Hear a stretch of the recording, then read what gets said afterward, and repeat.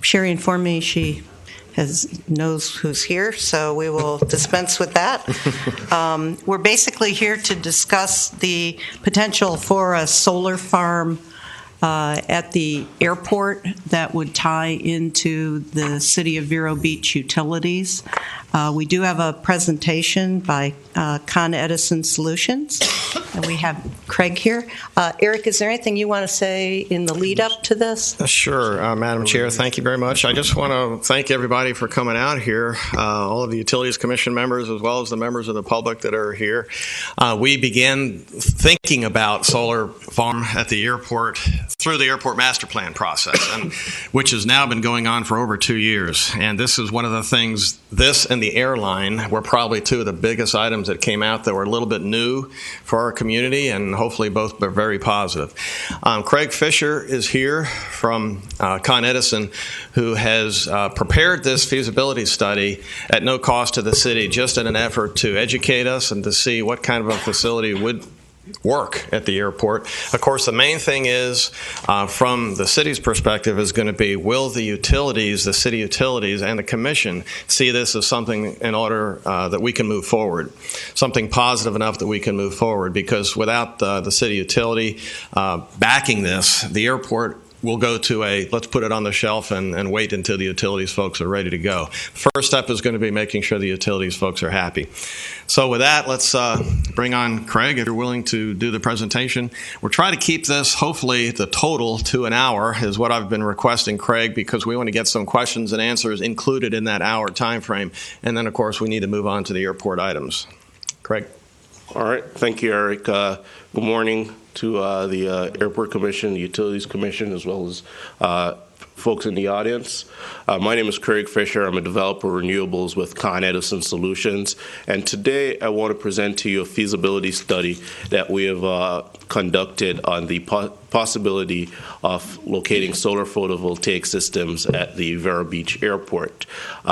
This is something that we started working on last fall, and we've basically looked at different options and different variables as to how to bring this to fruition.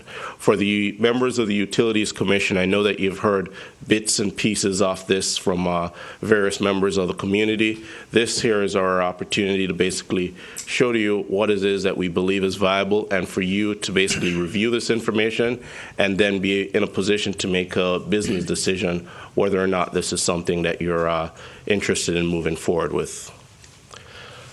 This is a quick overview of the different things that I'll be talking about throughout this presentation.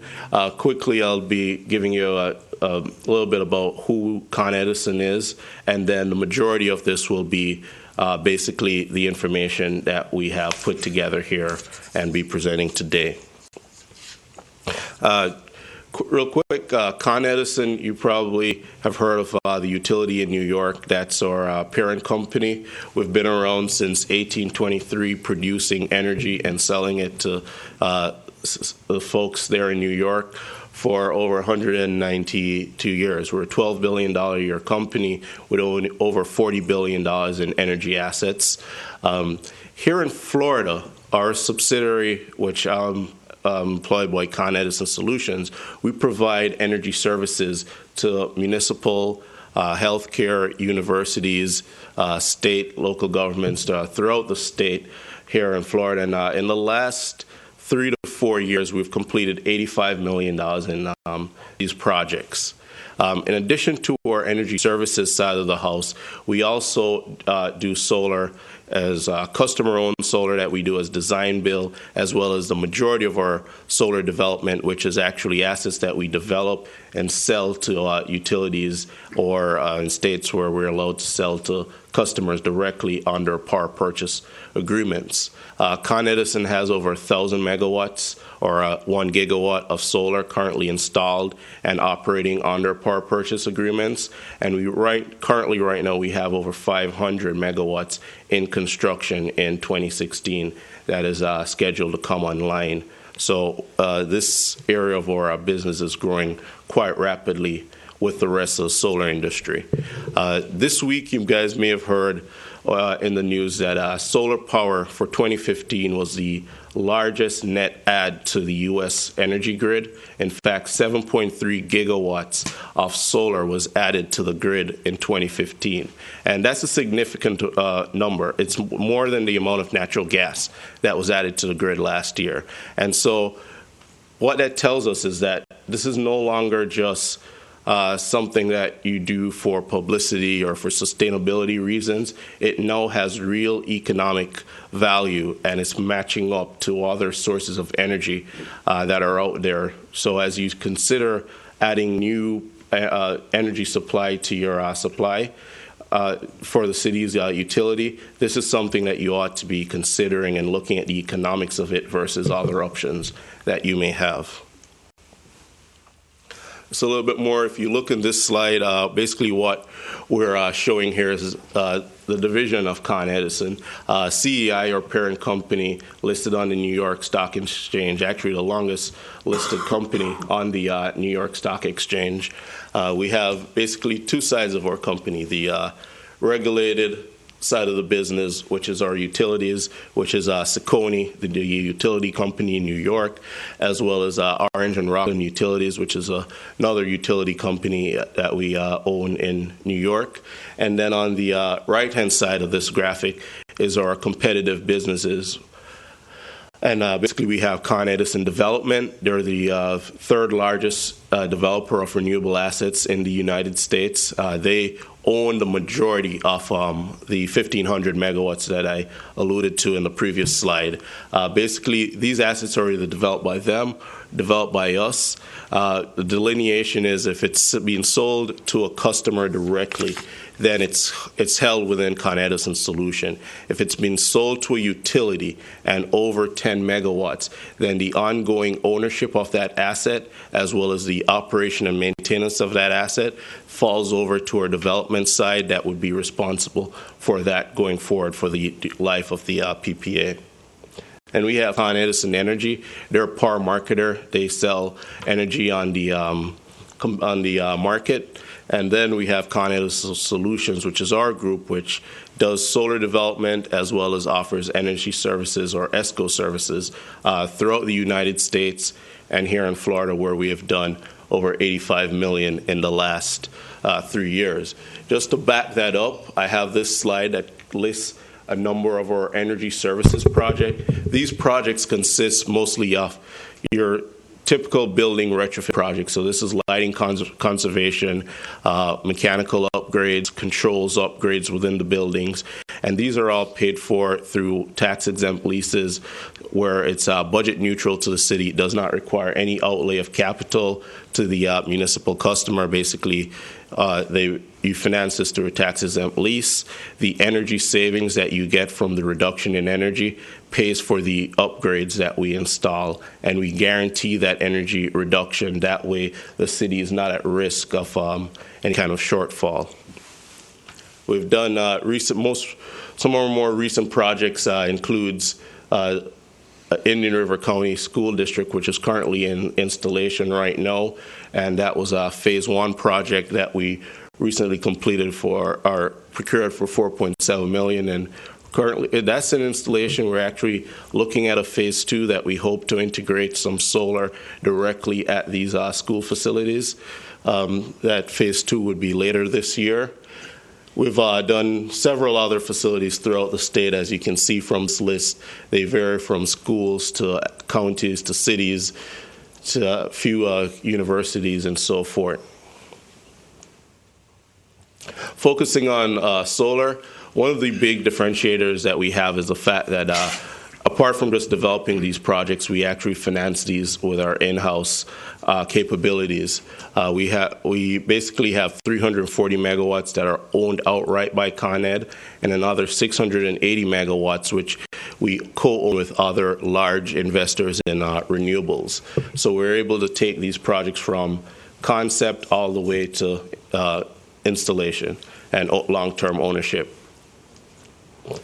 Some of our larger solar projects that we have are listed here. The top picture in Alpa, California, as you can see, is a huge solar farm that takes up hundreds of acres of land out in in Alpa, California, and then we have smaller community-sized farms like here, this 3.5 megawatt installation in Shrewsbury, Massachusetts. These are all ConEd-owned assets.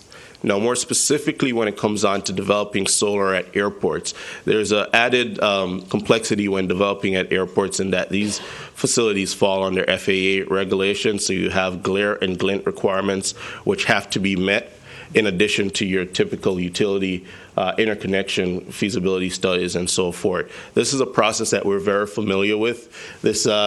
We have 4 systems installed at the New York airport that are currently in operation. This project was developed, financed, owned, operated by us, and we sell the energy directly to the airport for this project for the next 20 years. More recently, as of this month, we started construction on another project at the Columbia Metropolitan Airport in South Carolina. This is a 1.38 megawatt project, which I personally developed in the last year. This project will be located at the airport between their runways. So this had that added complexity of the glare study. It took us quite a while to find a configuration and orientation which complied within the FAA requirements. We finally got over that hurdle, completed the development, and this system will actually will not be owned by us. The airport is actually going to own this system, and that is because there's a very favorable utility program there in South Carolina that pays customers that install renewable assets 14 cents per kWh. So at that level, the rate of return was good enough so that airport commission actually decided in the end that they would own the system and they would reap the benefits of that 14 cents per kWh. We're still basically going to do the O&M as a separate O&M agreement as a part of that contract, and we are also providing them with a performance guarantee as a part of this contract. This way they're not at risk of any shortfall. Now, switching subjects a little bit here, the growth of solar in the United States over the last 7 years or so has been driven by the federal tax incentive. Up until December last year, the industry was operating under the mindset that investment tax credit that's given to solar was going to expire on December 31st of this year. However, in December of 2015, Congress extended this for 3 years through 2019, and this extension to 2019 is at the 30% investment tax credit level. Beyond 2019, it steps down to 26% and then 22% where this tax credit basically sunsets and goes away, and it will remain in place for residential customers at a set level. At the utility scale level or commercial level, this incentive will be capped at 10% going forward. So this really changed the dynamics of our approach, the industry's approach, as well as for this project, change the dynamics in terms of the timeline that we were looking at, let's say, in my previous presentation to the Airport Commission versus what we're looking at right now. The investment tax credit is a dollar-for-dollar investment. So basically, if we build a $10 million solar farm that's owned by ConEdison, that tax year we will be seeing a 30% tax credit, which is basically $3 million. And so that is what makes these investments attractive to companies like ourselves and other solar investors. In addition to that tax credit, there's also accelerated depreciation, which we benefit from, which basically when you combine those two things, the economics of investing in solar is really attractive for a company like us versus any other investments that we might make. More locally, there's a State Bill 172 that's currently going through the Florida Senate. It passed through all the committees in late last year, and in January, it's now on the floor. And I know that the larger utilities here in Florida have been showing some resistance to it. We don't know what the outcome will be, but basically this bill is what it's projecting to do is to remove the property tax portion of ownership of solar farms. In other states where you see solar expanding quite rapidly versus here in Florida, like Massachusetts produces about 20 times as much solar as we do here in Florida, despite the fact that we have better sun or solar resources here in the state. Part of that is because the investment climate in Massachusetts is a lot better than here in Florida, where we still have the property taxes and so forth, which burden down the project and make the investment less attractive to folks like us. However, there's a couple of things changing why this is now more attractive here in Florida, and that is because the cost of solar has basically been reduced about 75% in the last 7 years. So the economics of projects like these are now viable for companies like us, and so you start to see more and more activity here in the state. Just to show you proof of that, just in 2015, FPL announced 3 new solar farms that they will be building. In fact, they had a groundbreaking ceremony for one of them just 2 weeks ago. They're building 375 megawatt solar farm to add to their generation capacity. And if you stop and think about that for a second, the reason why these investor-owned utilities are doing this is because it makes economic sense at this point. Prior to last year, you'd see a lot of demonstration projects from FPL and Duke and the other IOUs in the state. Now you're actually seeing real investments being made by them because these projects are now becoming viable. Duke also announced 2 projects last year, and Gulf Power up in the Panhandle, they're actually doing 3 projects at Navy facilities in the Panhandle that total 157 megawatts. On more the municipal side, last year saw a flurry of activity for municipal solar as well. JEA issued 3 RFPs last year for solar, and through those projects in phase 1, they awarded 5 projects totaling 12 megawatts, and in phase 2, they awarded 7 projects totaling 20.5 megawatts. Now, the information on these projects are now in their final stage of development, and construction is expected to start some point this year. A lot of these projects have actually, the developers that responded to these RFPs and were awarded these projects are now looking for investors like ourselves to look into these projects. And I've reviewed the economics on quite a few of these from these early developers, and the economics of them do make sense. In fact, once they have all their paperwork finalized in terms of land rights and so forth, we do plan to compete and for the ownership and long-term ownership and operation of these assets. Excuse me, could you explain what you mean by ownership of the project? Okay. This RFP was a lot of small-scale developers that went after it and did the or what we call early development. They submitted to JEA price per megawatt hour that they believe the investors like ourselves would be interested in taking ownership of these projects. Once JEA finalized a PPA at that negotiated rate with that early developer now needs to find an investor that will actually finance the construction of that project. And basically what that means is that we would take ownership of the project for the next 20 years, and we would take over that PPA, let's say, at $74.26 per megawatt hour. We would finance the project, construct the project, and then own and operate it for the 20-year term of that agreement. The utility, JEA, would basically only be responsible for buying the power at that point of interconnection, which is the nearest substation. And basically, they would basically be signing a PPA agreement with us to buy that power at a flat rate of, let's say, $74.26 for the next 20 years. And when you use the term project, how does that relate to property taxes? You mentioned property taxes earlier.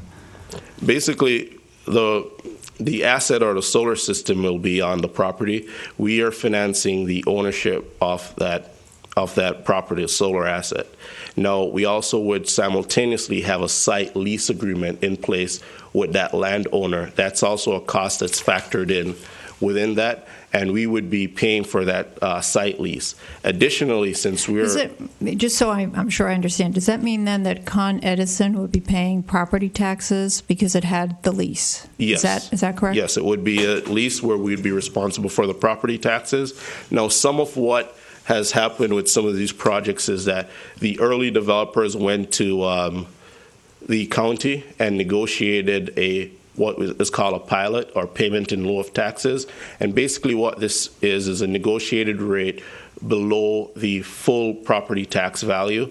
And so we would make that payment whatever form it was negotiated in. Basically, it is seen as an economic development tax abatement, where, let's say, for round numbers, the property taxes on one of these farms is $100,000. That early developer negotiated with the property tax office within the county, as well as the economic development office within that county, to have a 50% tax abatement. So we'd then be responsible to pay 50% of that $100,000, which is $50,000 a year for the life of the project. And basically, when that early developer packages this to us, I get a prospectus, I review what the investment costs will be, the energy or revenue that would be generated from the energy sale versus our cost to operate and maintain the facility, and pay all the taxes which come with it, which includes the energy sales taxes.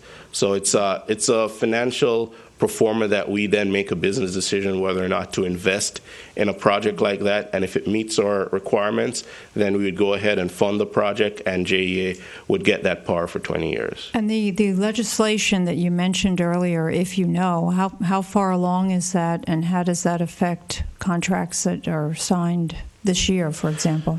A lot of these projects right now are what we would consider, they're approved by JEA. The site lease agreements is in place. A lot of these early developers, they're waiting to see how that legislation goes through the Florida legislative process before they start to accept offers from company like us to take ownership of those projects. Because obviously, if I can offer, let's say, $5 million to an early developer to buy that project, if the property tax portion of it is removed, I might be able to offer $5.5 million. So it's in their best interest to wait until that portion has gone through the state before they finalize it. But that's one scenario.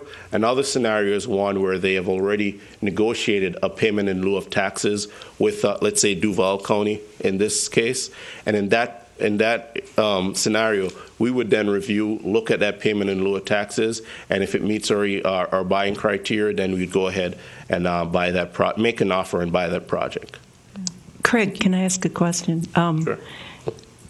I've kind of watched this whole state bill about exempting solar, but there's already a constitutional amendment that was passed a couple years ago. How is it that the state legislature can continue to deny what's already in the state constitution? That's a good question. Honestly, it's Florida politics. But it would be irrelevant, I would think, if they were taken to court, because it's already a constitutional amendment. That is true. It's been argued several different ways in the past few years. The bottom line of it is that right now the solar farms that exist in Florida, based on a few determinations that have gone through the legal process, do have to pay property taxes. There is a large gray area based on some of the amendments that are on the books right now. However, as of right now, the projects that exist are paying property taxes on the commercial side.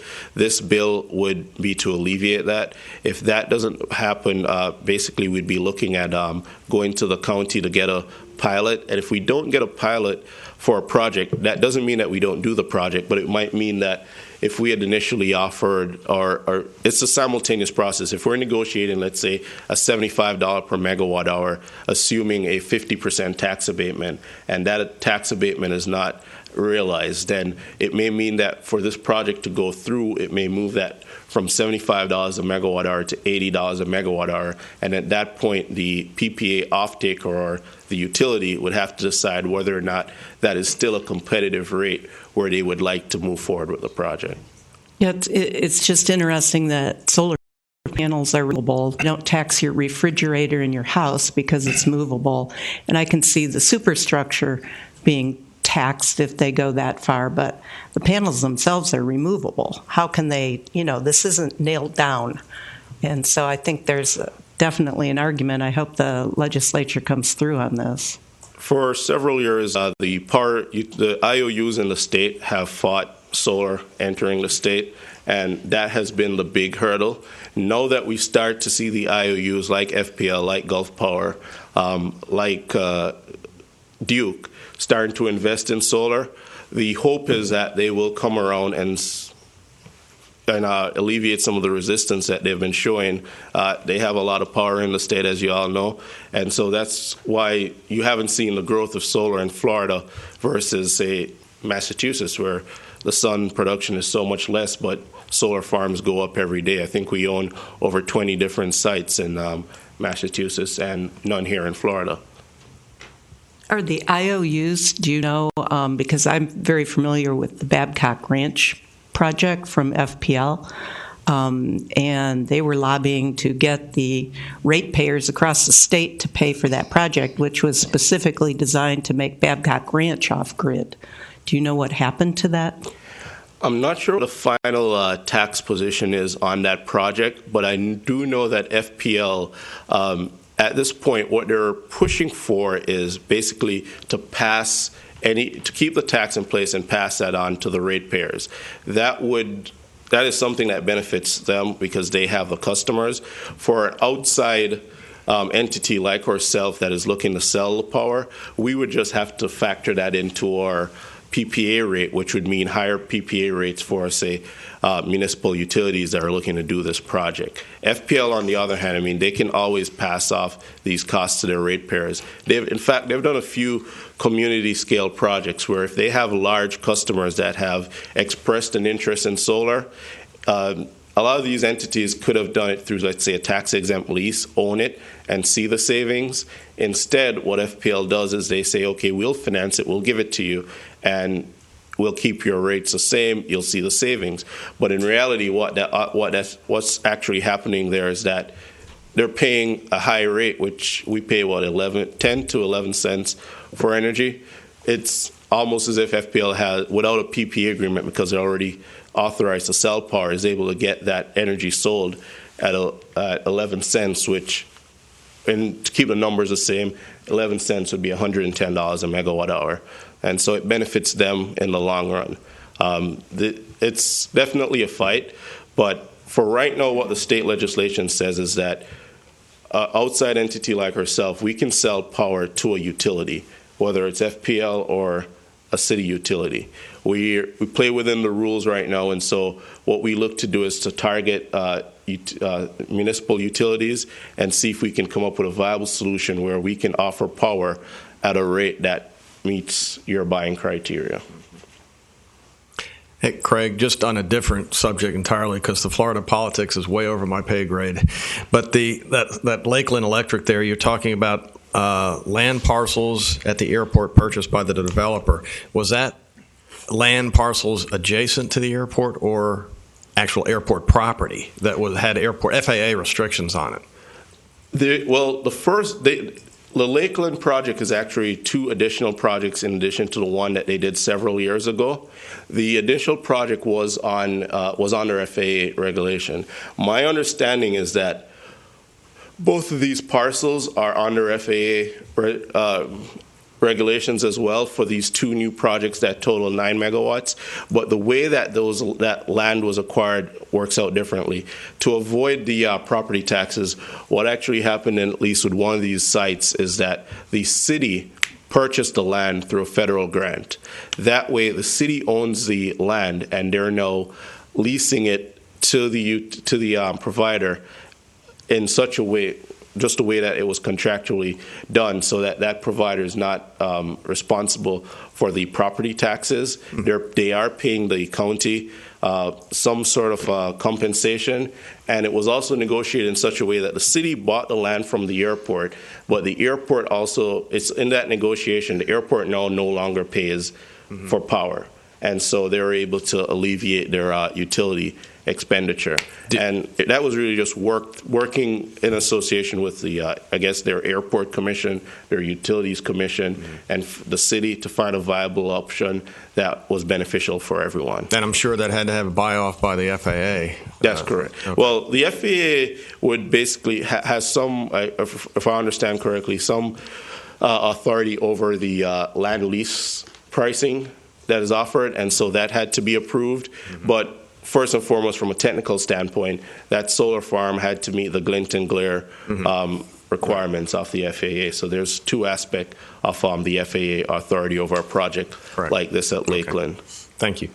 All right, and just to add, the City of Bartow, OUC, Tallahassee, last year they all did solar projects of varying size. So this is something that is starting to benefit municipal utilities like yourself, and that is why I wanted to kind of give you an idea what is happening, what your counterparts are doing, so that you can kind of decide whether or not this is something that you are also interested in doing.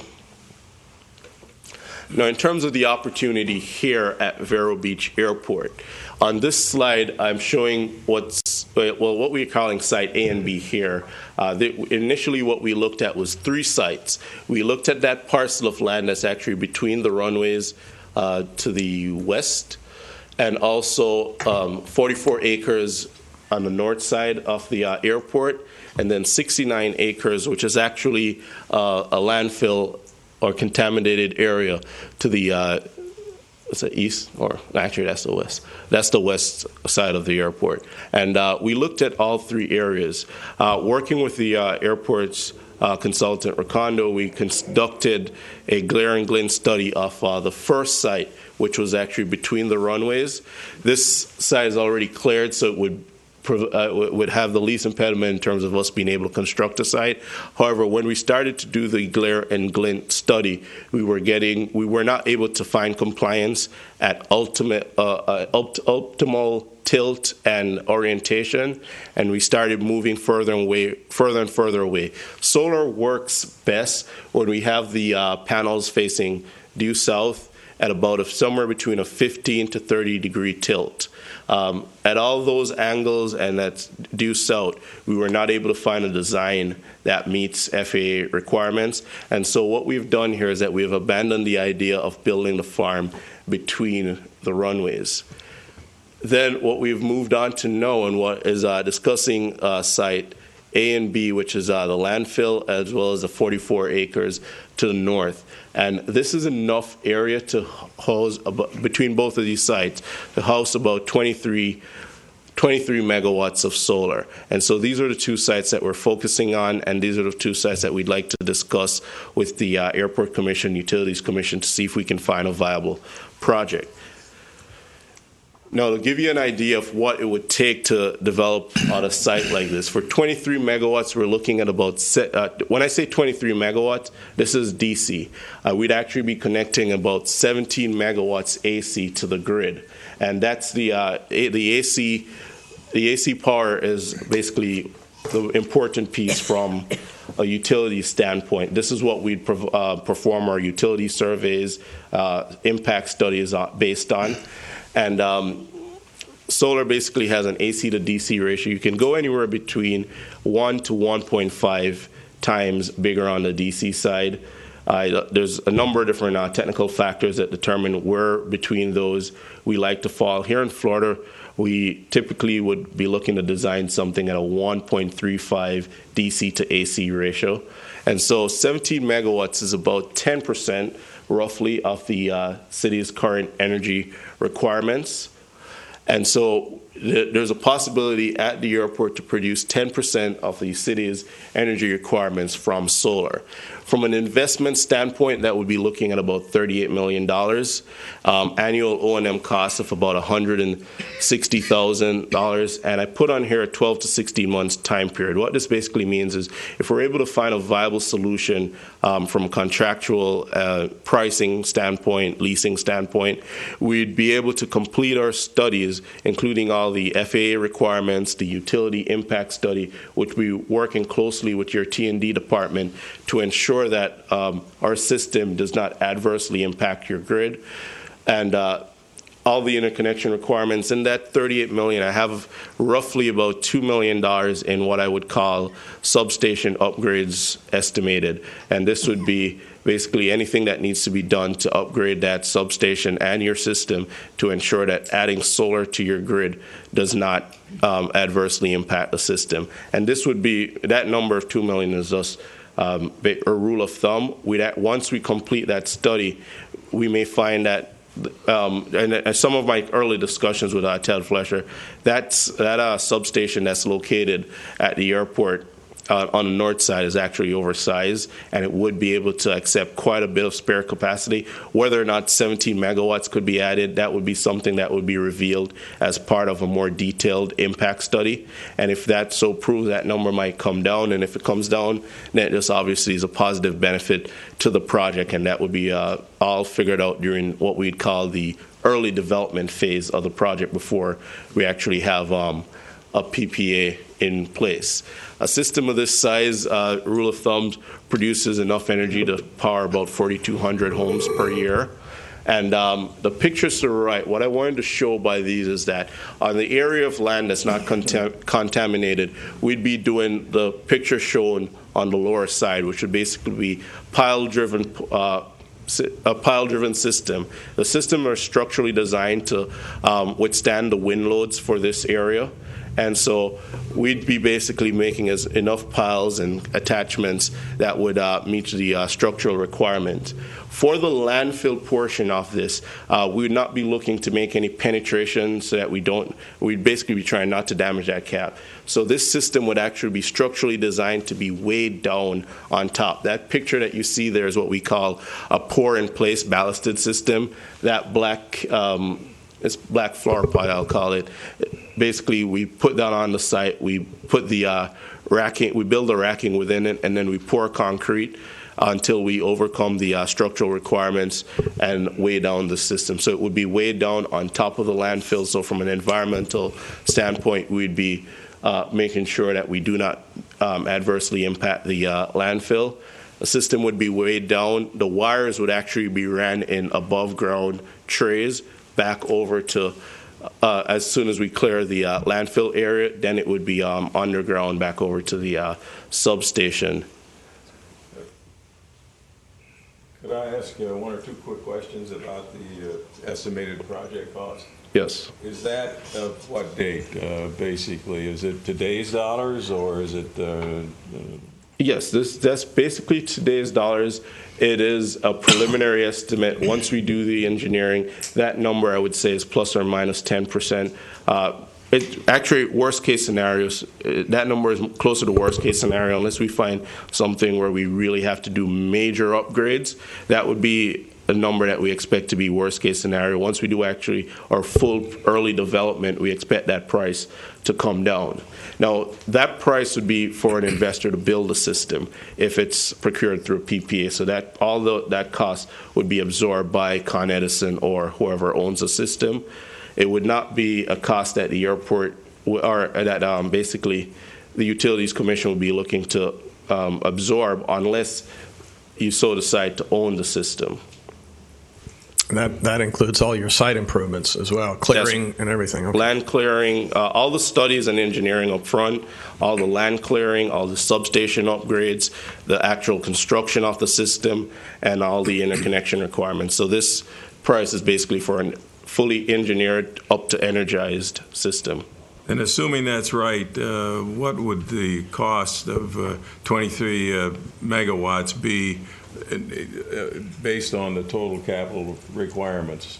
Have you figured that out? Is it in a pro forma someplace? Yes. Are you talking like a PPA price? Well, what I'm trying to get a feeling for very quickly is what's the cost going to be to recover all of the capital cost of the project costs, and what's that going to mean in terms of the production of 23 megawatts? So, and how does that compare, for instance, with some of the other projects that you've done? Okay. I'm trying to get a quick feel about the reliability of the projections and what that does in terms of producing a financial result for citizens of the community. Okay. Basically, the energy production, the system was basically sized based on the availability of land. We did a complete design based on that, and then we put it in an energy simulation model, or PV, using PVSys, which is the industry standard program for our projecting energy production. We did that actually based on the Vero, the weather data file from Vero Beach Airport. So the actual projection of energy produced, 33,580 megawatt hours per year, that's based on a real simulation. Based on those two numbers and our historic costs from different projects, we then estimated a cost to develop this project, and also a cost, as I mentioned, $2 million worth of upgrades to the substation. So that's what is included in this $38,000. Then our O&M cost is basically our cost that we know for a fact it would cost us to maintain the system. All this information was put into a pro forma to then see realistically where we're looking at in terms of a cost per megawatt hour that we need to get for a PPA. So these are real world numbers that we'd expect to be able to do. Could you provide a definition? You distinguish between DC and AC in the megawatt. Sir, is your mic on? Is the mic on? Oh, pardon me. Would you define DC and AC, and does that designation mean that the production is of the electricity is used differently, or why do you make that distinction? The panel side, a solar system basically has a DC power side and an AC power side. The DC power side is the actual power production from the panels all the way to the inverter. The inverter then converts it from a DC power to AC power. The AC inverters can basically accept more capacity the AC inverters for this system would be rated up to 17 megawatts. So let's say we have 17 megawatt ACs, 17 AC inverters that are each rated at 1,000 kW. We would install that throughout the array area. We would feed, these inverters can be overdrive, as we call it, and so we'd be putting basically 23 megawatts of DC power into those inverters. Those inverters, because they're rated at AC power, will then convert the energy to AC power and then send that to your substation. Okay, I understand. So basically what you're saying is that there's a power loss in the inversion, and it looks like it's about 5%. Is that about right? The power loss in the inverter is actually closer to 2%.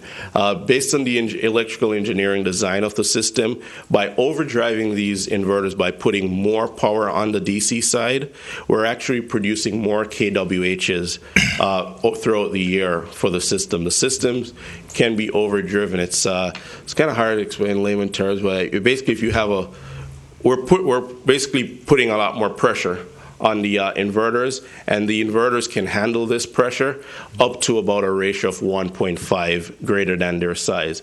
So these 17 megawatts, we could actually go up a little bit higher, but here in Florida, to avoid what we call clipping, which is where the energy is so much that it's being dissipated in heat instead of being pushed through onto the grid, we cap that not at 1.5 but at 1.35 DC to AC ratio. But actually, by increasing the DC side of the system, we're actually producing more kWhs than if we had just done a 17 megawatt DC side and a 17 megawatt AC side. Very quickly, again, a minute ago you said that the cost of megawatt in Lakeland is $112. Yes, correct? that's how much the utility is paying to buy that power. If this project that is conceptually developed here, what would that figure be? That number, as we have estimated here, would be under $80 per megawatt hour. And basically, that's assuming that we'd have to pay all the property taxes, as if there was any sort of abatement offered, then we'd say that we'd project a range somewhere between $68 a megawatt hour all the way up to $80 per megawatt hour based on these preliminary numbers. Thank you. I have another question. The annual production estimate, that presumably is based on average weather patterns, and in other words, what percentage of the time there's cloud cover and that kind of stuff? Yes, the weather file that's put into the simulated model came from the Vero Beach Airport, so it's as accurate as we can get. And that weather file basically compiles the actual irradiance available at that site for the last 30 years based on the actual weather equipment that's located at the airport. That file was pulled into the PV-SYS, and then it does what's basically an 8760 analysis, where basically every hour of the year for a full year, it simulates what amount of sunlight hits this area, and basically simulates by the electrical efficiency of the system as we have it designed, how much megawatt hours that would in turn produce. So it's a very accurate model of what your energy production would be.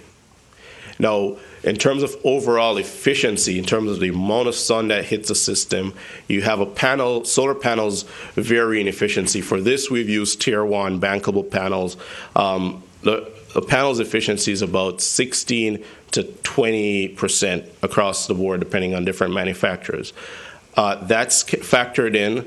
And then there's also reductions for losses in the electrical system.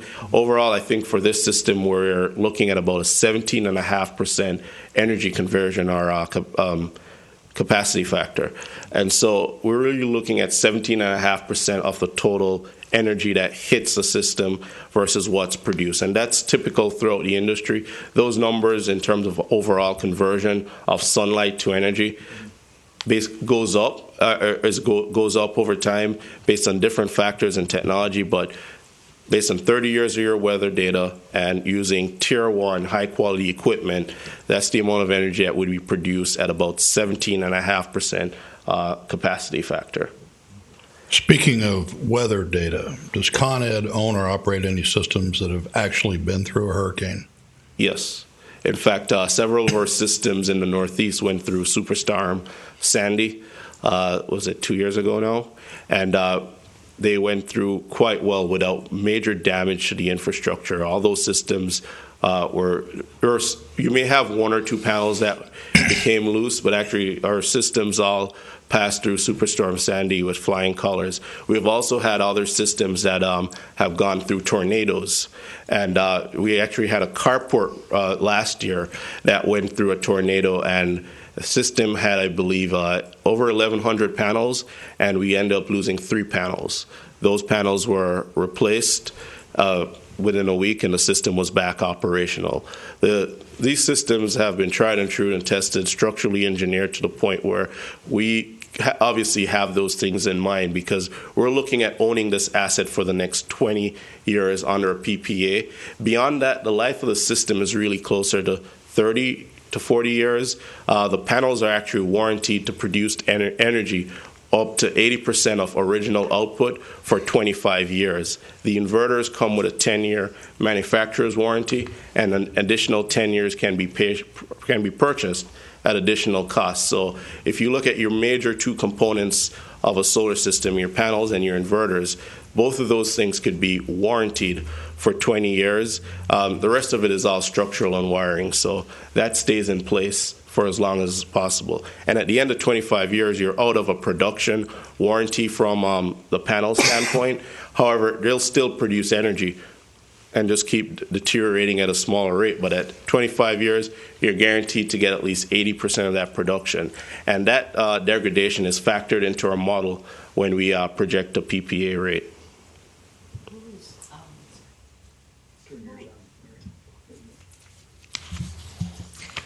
is your panel and inverter manufacturer?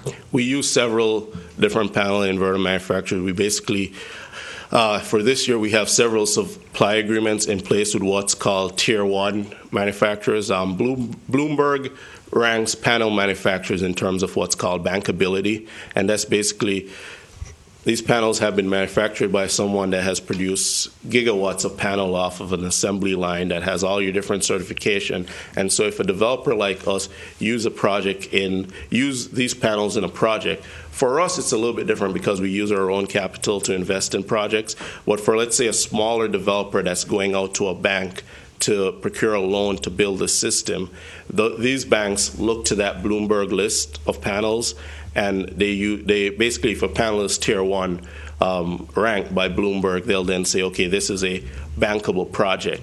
Same with inverters.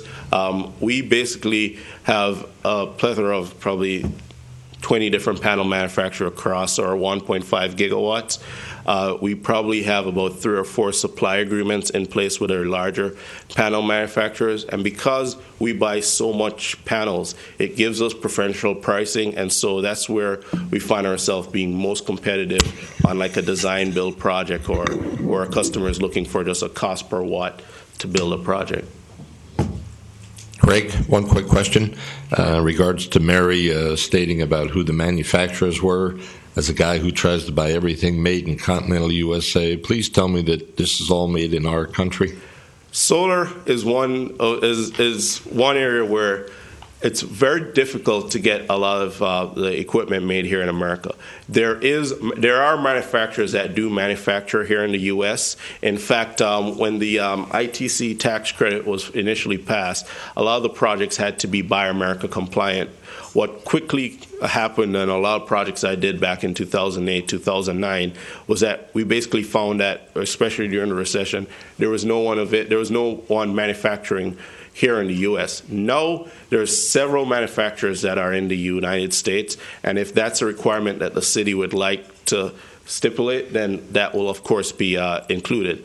The downside of that is most of the manufacturers that were originally manufactured in China, and that's where the tariffs that the government put in place were targeted at, have moved their operations out of China, but instead of moving them to the United States, there are facilities in Canada and in other areas of Asia that are manufacturing, and so they're not experiencing a tariff. And so those panels you're able to buy them at about 10 to 15% cheaper than a panel that's made in America. Overall, what that means to the economics of a project is that if you stipulate Buy America compliant panels and inverters are no problem. There are several inverter manufacturers that are set up here in the United States, but from a panel standpoint, what end up happening is that you end up paying probably about a 3 to 5% higher rate for energy by having that stipulation. Basically, the inverters, there's no issues there. There's several highly ranked inverter manufacturers that manufacture here in the United States. The racking and all the wiring, that stuff is very easy to meet that requirement. For panels, it's a little bit different. If you stipulate that, you're basically accepting paying a higher price for the project, but that is something that I've seen done. A lot of our federal projects that we do for, let's say, DOD, do require Buy America compliant panels. But Buy America compliant actually allows, because of the issues that happen when there's a shortage of American-made panels. The Buy America Compliant Act actually allows panels that are bought in certain areas, such as Germany, or manufactured in, say, India or Malaysia, and those panels qualify, and those panels you can actually get, which would be qualified and stated as Buy America, and actually not see an increase in the project cost because they're the same price as the Chinese manufactured panels when you add the tariff. Thank you. No problem. Now, I've laid out basically here a system size at the airport that could be up to 23 megawatts. A lot of what we've been talking about so far from a procurement standpoint is a power purchase agreement. However, this is not the only way to bring this project to fruition. A power purchase agreement basically means that us or the owner of the system would be responsible for the design, development, construction, ownership, operation of the system. The city would basically be signing a power purchase agreement saying that at this fixed rate, let's say $75 a megawatt hour, the city will buy all the power produced from the system for the life of the PPA, which is typically 20 to 25 years. With this model, the city has no risk of ownership of a solar plant, and they're basically only responsible for buying power. So the risk is all passed over to the owner. Another option would be a tax-exempt lease. Part of the downside of a PPA, before I go over to the tax-exempt lease or the city-owned option, is that some of the things like what you just mentioned about Buy American, you'd want to see the panels purchased. If the owner of the system is responsible for the engineering and construction of the system, then unless you stipulate that, let's say in an RFQ or RFP, then the owner decides where those panels are procured from. The project is also, obviously, it has a tax credit, but it also has a tax burden for energy sale and property taxes that will drive that cost a little bit up. But the tax credit of 30% offset those taxes that have to be paid for the next 20 years to still make this a viable option. As well as because it's a taxable project, the IRS requires that there's a fair market value termination cost. So let's say the city signs up for a 25-year project, and after year 10, the city says, okay, we no longer want this PPA, or they say we want to actually own our own solar system, then as part of the PPA agreement, there would be a termination schedule that would show what it would cost to buy out that system at any of the years from year 1 through 25. And that takes into consideration the tax benefits as well as the depreciation of the assets. At the end of the 25 year, if the city says, well, this is still producing at above 80% and we'd like to own it but get out of the PPA, then there'd be a 25 year in year 25. At this point, there'd be a known value that the city would then purchase the project for. Or if the city decides, okay, the solar did great, but by then there's some new technology that we'd prefer to move forward to, then the PPA would end, the site lease agreement would be terminated. The airport would have the option to buy in the project if they saw fit. Or the site lease agreement, the PPA agreement would end, and we'd be responsible to removing the system from the land and restoring it to its original condition. So that's the PPA side of it. One of the other, I put it under cons because I always like to point this out to folks, is that we're producing, in the previous slide I said we're producing 33,580 megawatt hours. This is as available supply. This is different from your fixed supply that you would get from, let's say, a coal or natural gas power plant that you purchase from. Now, what that means is that between, let's say, 6 a.m. to 7 p.m. is when you'd actually get the power from the system, and it basically goes up a hump throughout the day. It's actually a lot higher than a lot of people think. A lot of people think that at 8 a.m. the sun's still coming up and we're not seeing a lot of power from the system, but usually by 8 a.m. between 10 and 3 you get 100% on a clear day. On a cloudy day you probably see a 10 to 20% reduction in power output on a cloudy or rainy day, but by 8 a.m. you usually have the system well above 70% of peak output, and we would be able to, with that energy simulation, show you for every hour of the year how much energy the system actually is expected to produce.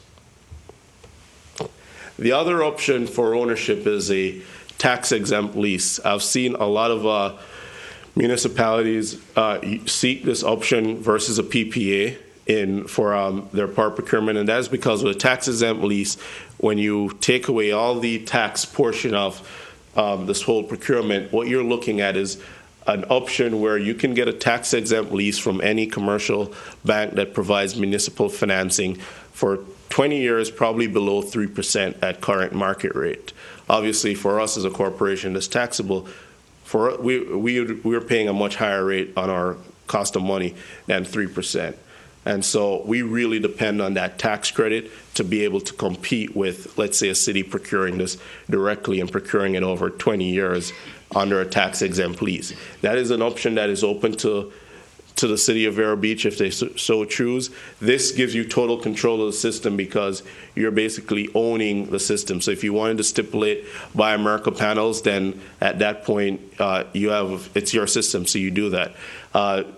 This approach, I usually consider it a DBOM or design, build, or DBOM, design, build, operate, and maintain, because there'd be the design build portion of this where you set your requirements, we design the system, you approve the system, you then seek financing, and then we construct the system. From there on, there'd be a separate O&M agreement, similar to what we have with the Columbia Airport. Now, the city would actually have the option to operate and maintain the system themselves.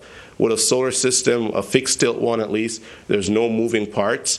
So basically, you wash the panels, which can be done as little as once a year. I've seen panels that still produce at full par that has gone 3 years without ever being washed.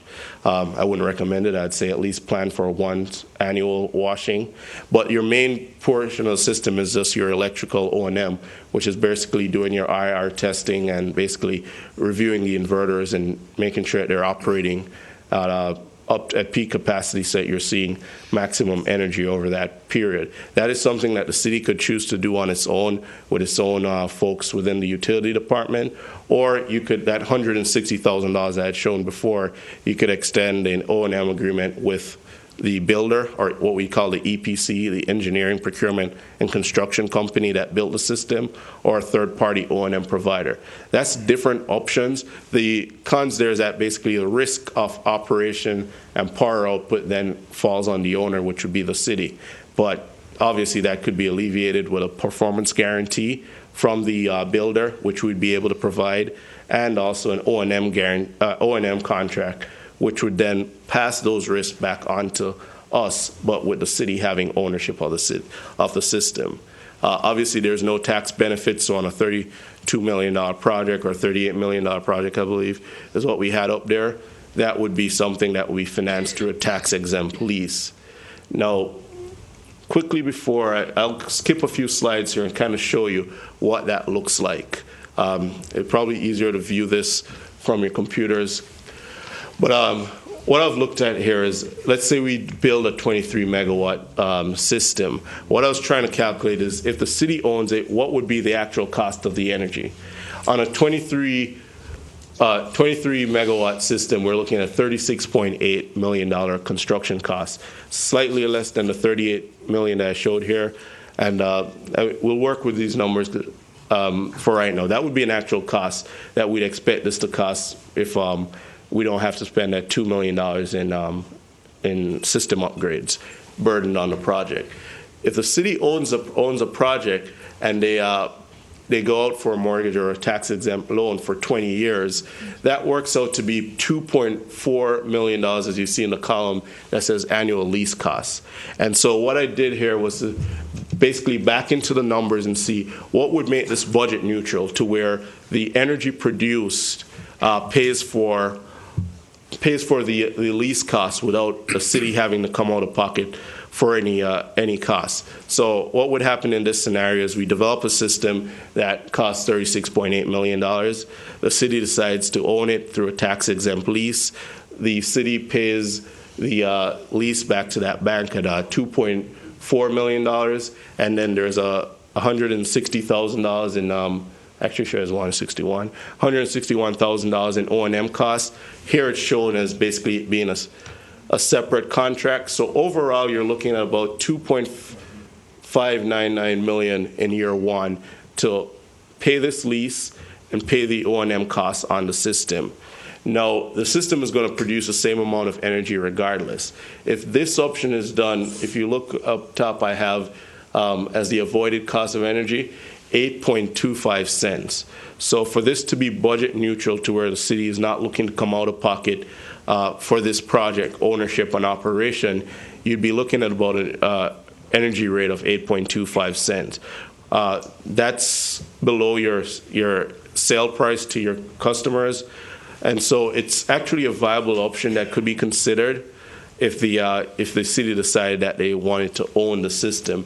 In terms of the red, where it shows in the last 10 years, the system going negative, I show cumulative cash flow on the last column. So basically, the lending agency would basically adjust the payments throughout the years so that this is neutral to where your energy costs pays, or your lease and operational costs is neutral with your energy production costs.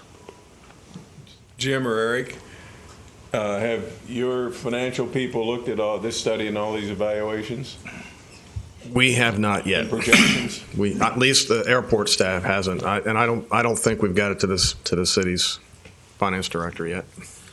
No, we have not. As a matter of fact, we have been very limited in the discussion. Eric and I have talked about it, but the electric department nor the finance have been involved in this. So no way of telling yet whether you're in agreement or not with this look into the future. Correct. We would have to really look at the numbers and get a better view of what it is. We got to remember the two options are options that we're trying to get out of now, a 25-year commitment to a power supply, which is one of the issues that we're facing.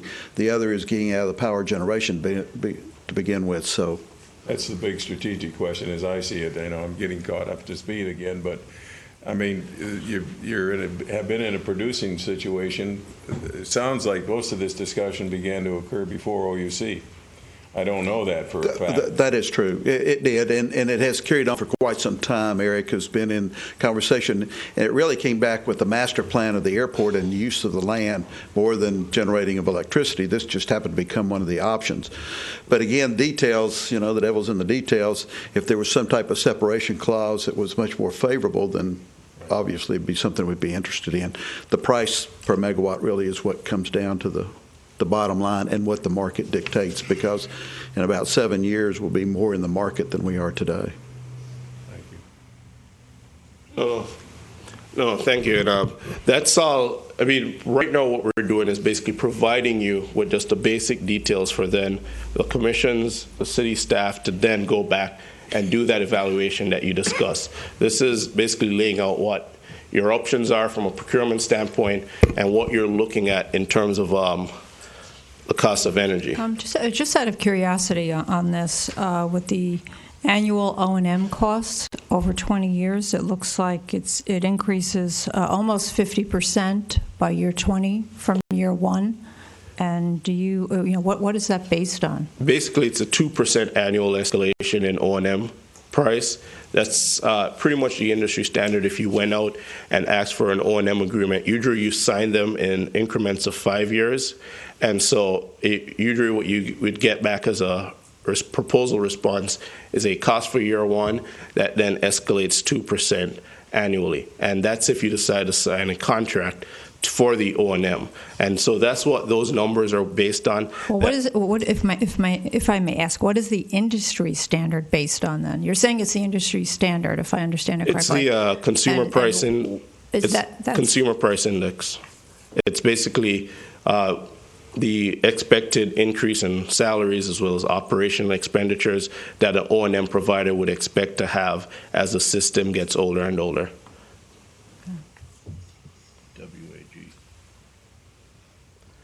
Now, just quickly back to the tax-exempt lease option.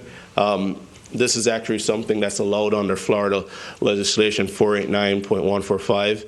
This is what, like Indian River County Schools recently issued an RFP for and procured a project that we're now in construction, the $4.7 million performance contract. And the reason why I state this legislation is because under this legislation, the city would have the option of procuring a similar contract for energy production. And this actually allows you to take energy savings as well as O&M savings. So if you look at it based on what your baseline would be for a project of this nature, your baseline would basically be Big Blue. We've showed the energy costs and what it would be produced for. I believe part of the reason, or a large part of the reason why you closed down Big Blue was the operational expenditure that it was currently carrying was just no longer feasible. Under a system like this where, there's no moving parts, it's not like a diesel-generated plant, those operational costs are known and fixed within the project. And so you quite honestly could look at Big Blue's operational expense, which right now was $1 million, versus this scenario where your ongoing O&M price ranges from $160,000 to the end of the contract, where it's I think closer to 200 and something thousand.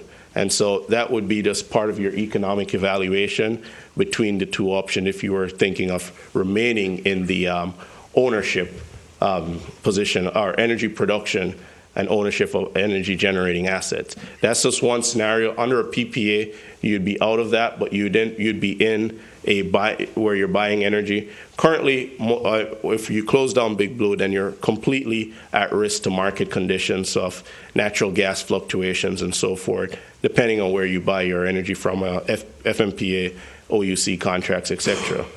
By looking at a solar option, you're basically diversifying your energy supply and actually having one supply that you know is fixed for the next 25 years at a fixed rate.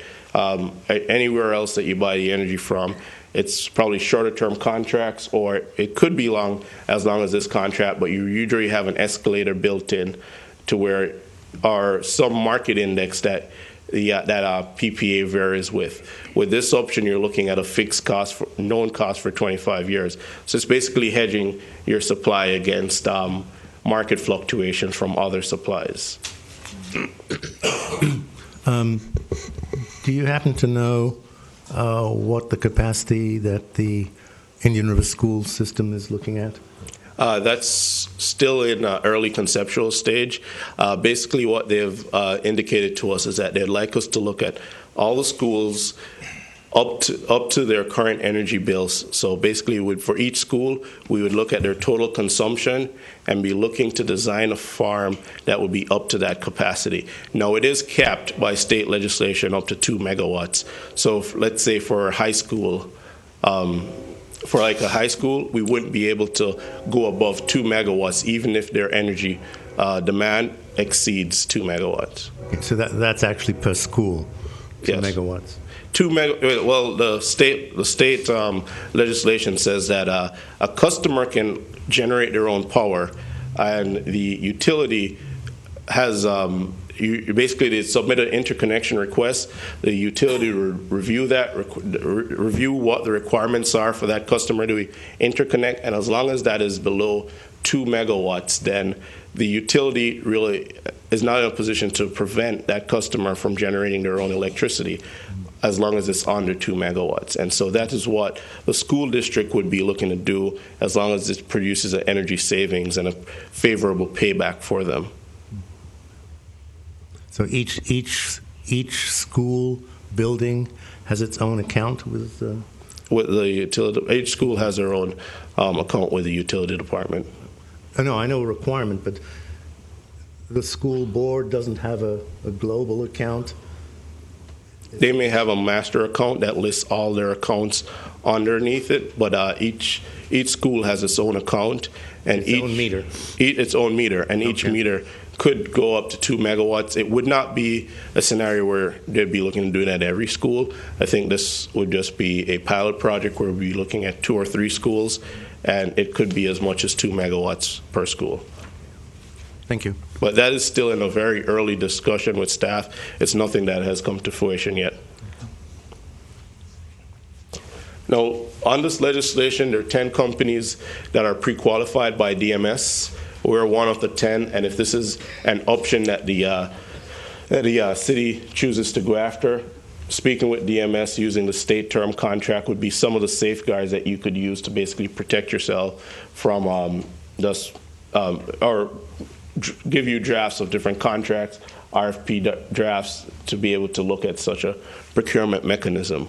In terms of the legislation, it basically says the system has to pay for itself within 20 years. I just showed you a 20-year pro forma that is budget neutral, not including operational savings. And so it would actually be a lot less than 20 years that you could look at. And then this avoided cost of energy is really just set to offset it at 20 years. If you consider your cost to sell the energy, it would actually bring that down to about 12 years. And those are all things that you'd have to discuss prior to going out for such a contract. For water, this procurement has been used for water utilities throughout the state quite a bit that wanted to, let's say, change out their water meters and go to an automated meter reading system. And typically what they do is they look at the efficiency of their current meters versus the efficiency of a new meter. The delta in terms of the amount of revenue they generate from having more efficient meters pays for that project, and they basically multiply those additional gallons by their current ratepayers rate, and that is how they look at it to arrive at a budget neutral scenario. And then they also look at, for the automated meter reading, how much it would actually save them by having that automated versus how much it costs them now to do that with personnel. And so those projects have been done throughout Florida for the last 10 to 15 years on the water utility side. Now that the cost of solar has come down, it's now a viable procurement mechanism for electric utilities. Now, in terms of the process, I've basically laid out to you what the costs and what the procurement options are. In terms of the process, it's a pretty tedious process for 12 to 16 months where once the city decides which way they would like to go, if you would like to move forward, you then have to select a developer that would go through the process of doing the utility studies, getting this to a fully engineered project that you can review and then approve for either a PPA or a tax-exempt lease. We're still at the very beginning of this stage of this here that happens with a developer. Now, there's 4 phases of this: the developer phase, the EPC, which is engineering, procurement, and construction, then finding a financier, and then obviously the ownership and operation of the system. I've laid out here to you the step. We're still within that feasibility study phase, and I would say we're 30% through that phase. If this is something that you'd like to look at in more detail, there'd still be the system impact study, the utility surveys that would have to happen. There also has to be just defining where the land, which piece of land this system would be placed on, as well as the costs associated with that land, the lease, and so forth. So we're still at a very early stage. What I wanted to do was basically lay out the cost and economics of this so that you understand it. But this process would still have to go. You still have to go through each and every one of these steps to get to the end. For most PPAs, a lot of times, I mentioned, like in the JEA scenario, you had what we call early developers that went through and did everything in this top blue box. And for those projects that JEA awarded in 2015, that's the step that has been completed, that first step. Know that those developers have executed PPAs, executed interconnection agreements with JEA, and site lease agreements available. They then go to market to EPCs, owners, and financiers like ourselves. And we actually play all 4 of these roles. We're in this situation where we're acting as a developer. If the city decides to move forward, then we'd also act as the EPC. If it's a PPA, then we'd also act as a financier. And then obviously for the ownership and operation, we'd act as a 4th step as well. But depending on who you select at stage 1, would basically decide whether or not that's the same person all the way through the end, or whether it's a developer that develops a project then looks to sell it to a company like ourselves that then can do step 2, 3, and 4. Some of the times you actually find a situation where you'll have a financier that does not have O&M capabilities in-house, and so that would also be a third party. So it could potentially be 4 different entities, or it could be one entity that provides all 4 of these services, like ourselves. Regardless, at the end of the day, what you'd be looking to do is to have a firm fixed price to deliver energy to the city's utility for 20 to 25 years, depending on how long you want to have that agreement in place for, under a power purchase agreement, or have your GSPC that's basically guaranteed savings performance contracting, or the tax-exempt lease option.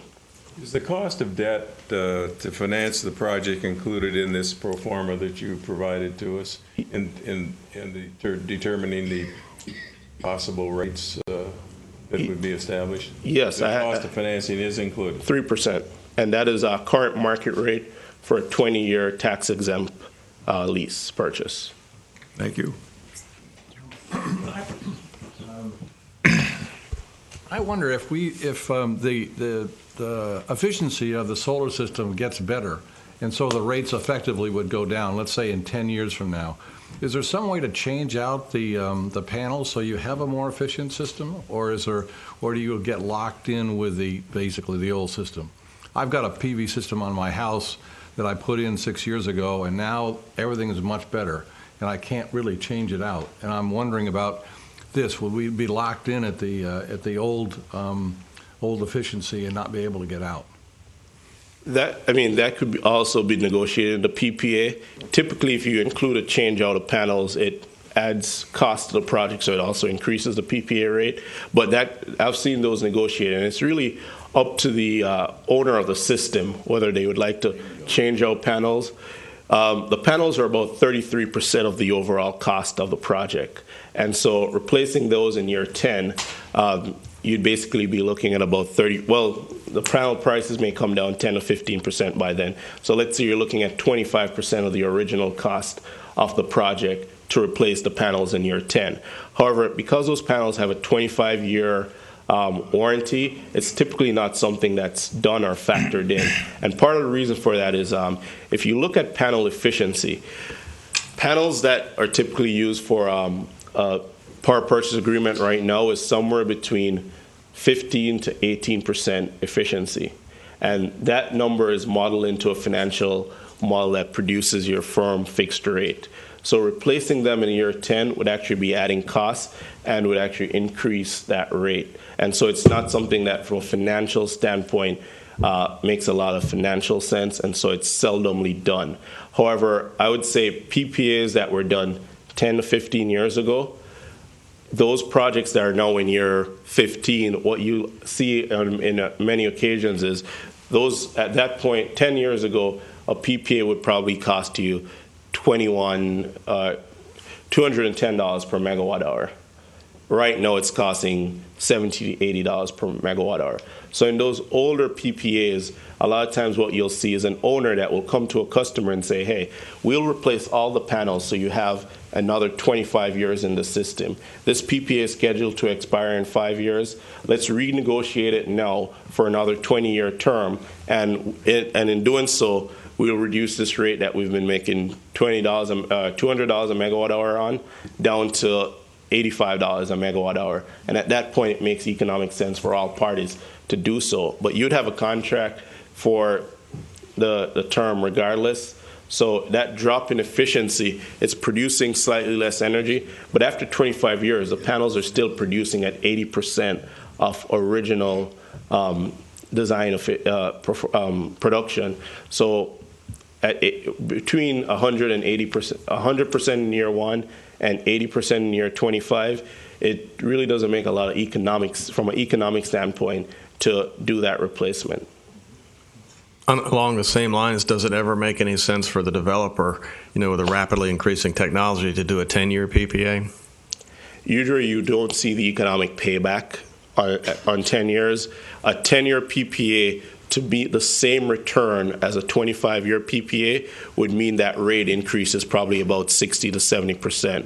So a longer term always results in a lower cost of energy. For example, if you a lot of the JEA projects that we looked at, there was the average price paid across those 12 projects was $74 and some cents.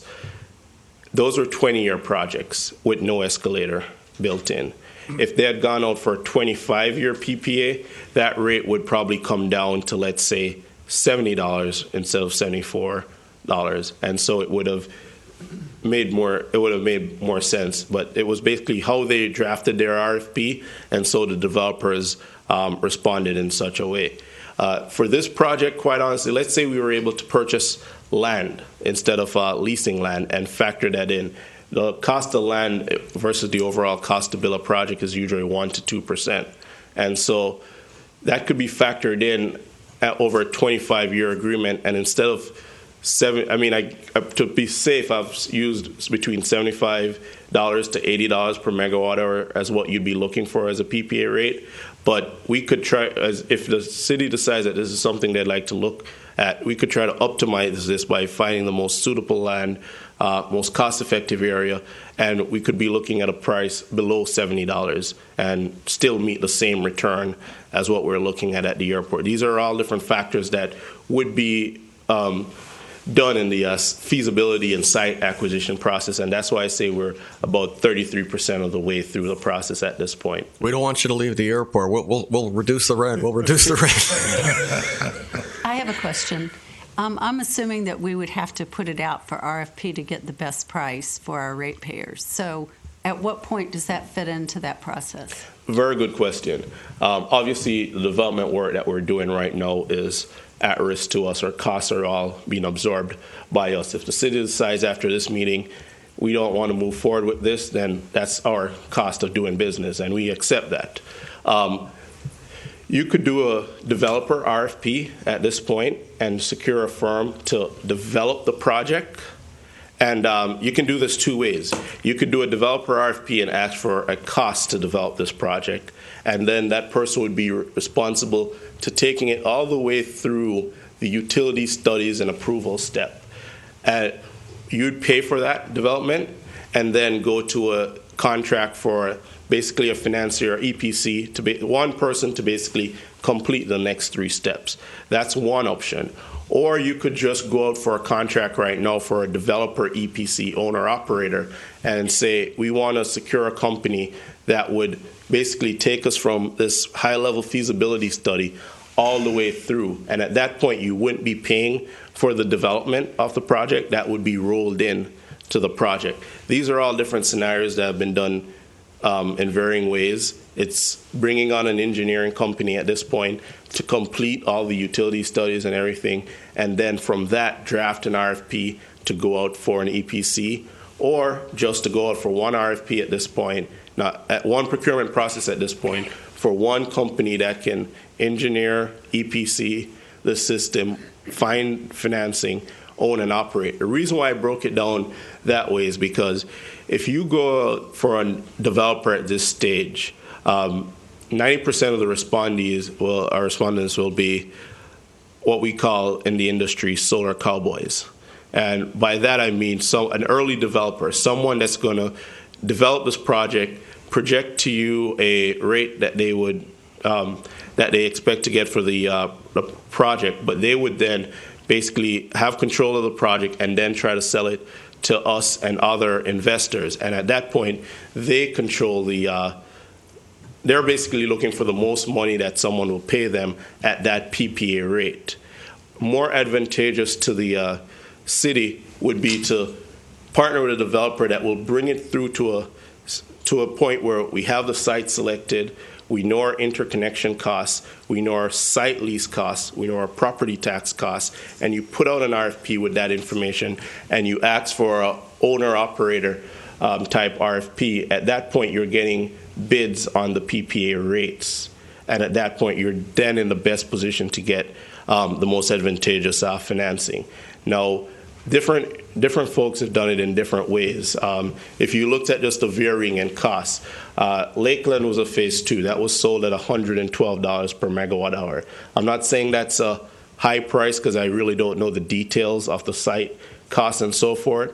JEA went out for a developer RFP, and they got rates which average $74 a megawatt hour. That's a substantial difference in the cost to procure energy between 74 and 112. So in that scenario, it was a lot. What JEA did was a lot more advantageous than what Lakeland did, at least in this scenario. But I'm not saying 112 is expensive. We have PPAs way below $74, and we have PPAs at 13, 14 cents a kWh. I mean, it really just varies based on the actual conditions that exist for that project, both in energy production, site costs, construction costs. So there are several variables that goes into how that PPA price comes out in the end. If you're able to develop a project, basically complete everything in blue with one partner, either pay for that service directly, or you could, if one other option is, let's say we go ahead and we complete this development at cost to us, and you decide to go out for financing. We would want to have the opportunity to bid on that PPA so we can own it, but you could still go out and say, okay, let's get other financing entities to also provide a price. And if one of those entities decide that or if one of those entities come in at a lower price, then as part of the RFP, there'd be the development costs that we endured to do this project. That owner would then pay us for that work, and so you get a lower rate from someone else, and we only get paid for a development work. And that is something that happens in some parts of the industry as well. That's more of a decision from your standpoint. I'm sure there are records somewhere, but can you give us an idea or possibly send us charts or whatever on the change of efficiency of panels over the last 20 years? Sure. And the change in the cost of panels? Yes. I know the past is no guarantee of the future, but I don't think development of technology is one thing, and brand new technology, which we have no idea about, is a different thing. And I have a feeling we're more on the development side at this point than anticipating something brand new. There's different types of panels. For your monocrystalline panels, which is what you see mostly, the efficiency of those since the 90s till now has ranged anywhere between 13% all the way up now to the most efficient commercially available panel at 21%. Those 21% panels, you would not see those in a PPA because those panels cost twice as much as a 18% efficiency panels. They're called premium efficiency panels. You'll see them, they're commercially available, but you'll seldomly see them on a project that's driven by economics, because that doubling cost for 3% more in production typically isn't of benefit to anyone involved in that transaction. And that's between, I would say, about 1990 to present. The most efficient solar technology that's not commercially available right now is 43%. That's the highest efficiency panel. That is something that was developed under a grant with NASA. They're probably planning to put it on a space station. The life of something like that is probably 100 years. So there's different things to consider. But for commercial projects, I'd say, at least for the time I've been involved in these projects since 2008, I've seen them move from about 14% now to about 18% in efficiency. You have to do maintenance on them. The failure factor in your panels, can you go in leaving the farm operational and change out panels, or do you have to shut it down? We can change out panels live meaning energized. Yeah. Typically, in terms of the solar system, and it's factored into that production cost, is once a year we do go to each inverter, and on a system of this size, we're talking about 17 inverters, we will take one inverter offline at a time to basically do a full system maintenance. And so one out of 17, we're just taking that much of the system offline at any one time to do maintenance, and we go one by one and do that maintenance. What's your rate of panel failure over? Very, very low. Less than 1%. It's very low. Panels, because they're guaranteed for 25 years. The manufacturers factor that in based on their research and development and testing, and typically what you'll see is a very low failure rate. There's no moving parts, right. So it's not like a car that's going to break down. If the sun comes up, the panels will produce energy, and what we'll have is what we call string level monitoring that measures every panel that's on a string, and a string is basically just the electrical circuit from those panels, which is typically about 18 panels on each string, that goes back to an inverter. So on a dashboard that would be available to the city as well as available to the owner, we would be able to see the energy being produced by every string in the system at all times. And what we'd have is someone monitoring that. So if we start to see the power on a string go down, that indicates to us that something is wrong on that, and we'd come out, do an investigation. If it warrants panel replacements, then that would be something where we call on the warranty of the panels and then simply replace them in the field. The inverters are a higher point of failure in the system, and those are warranted for 10 years. Obviously, that doesn't protect from, say, acts of gods or so forth. But the inverters is your most critical point. Those come with a 10-year warranties. You can get an extended warranty out there up to 20 years. And typically, we don't buy those on projects that we own anymore because they typically cost about 40% of the price of the inverters. And so we rather take the risk. We know those prices are slowly ticking down over the next 10 years. If an inverter fails in year 11, we just replace that one inverter, and that's why we do what we call a decentralized system. Instead of having one big inverter that all the panels go in, we have 17 on a system of 23 megawatts, and so we'd be looking at replacing just one inverter, so it's just a fraction of the cost. So those things are kind of taken into consideration there. Presumably you could do anything like that at nighttime when they're not generating any power at all. That's correct. We can always do O&M at night. The goal, for our PPA, our goal is to be producing as much energy as much as possible so that we are generating the most revenue. So if it's a system that we own, we try to do a lot of our O&M at nights when possible. If we have to do any tests, we have 24/7 monitoring, and the system has alerts set up. So if something happens, we know right away, and we try to mobilize and address it right away. Do you keep, on a farm of this size, do you keep crews locally? Because of Florida is still a new and emerging market, we would have crews that would mobilize to come down and service the system. We'd also, in terms of like inverters, we'd also have probably subcontracts where we have a local electric entity that is certified to service the equipment on call, so that if our O&M operator sees a problem, he would mobilize that subcontractor to go out and service the equipment.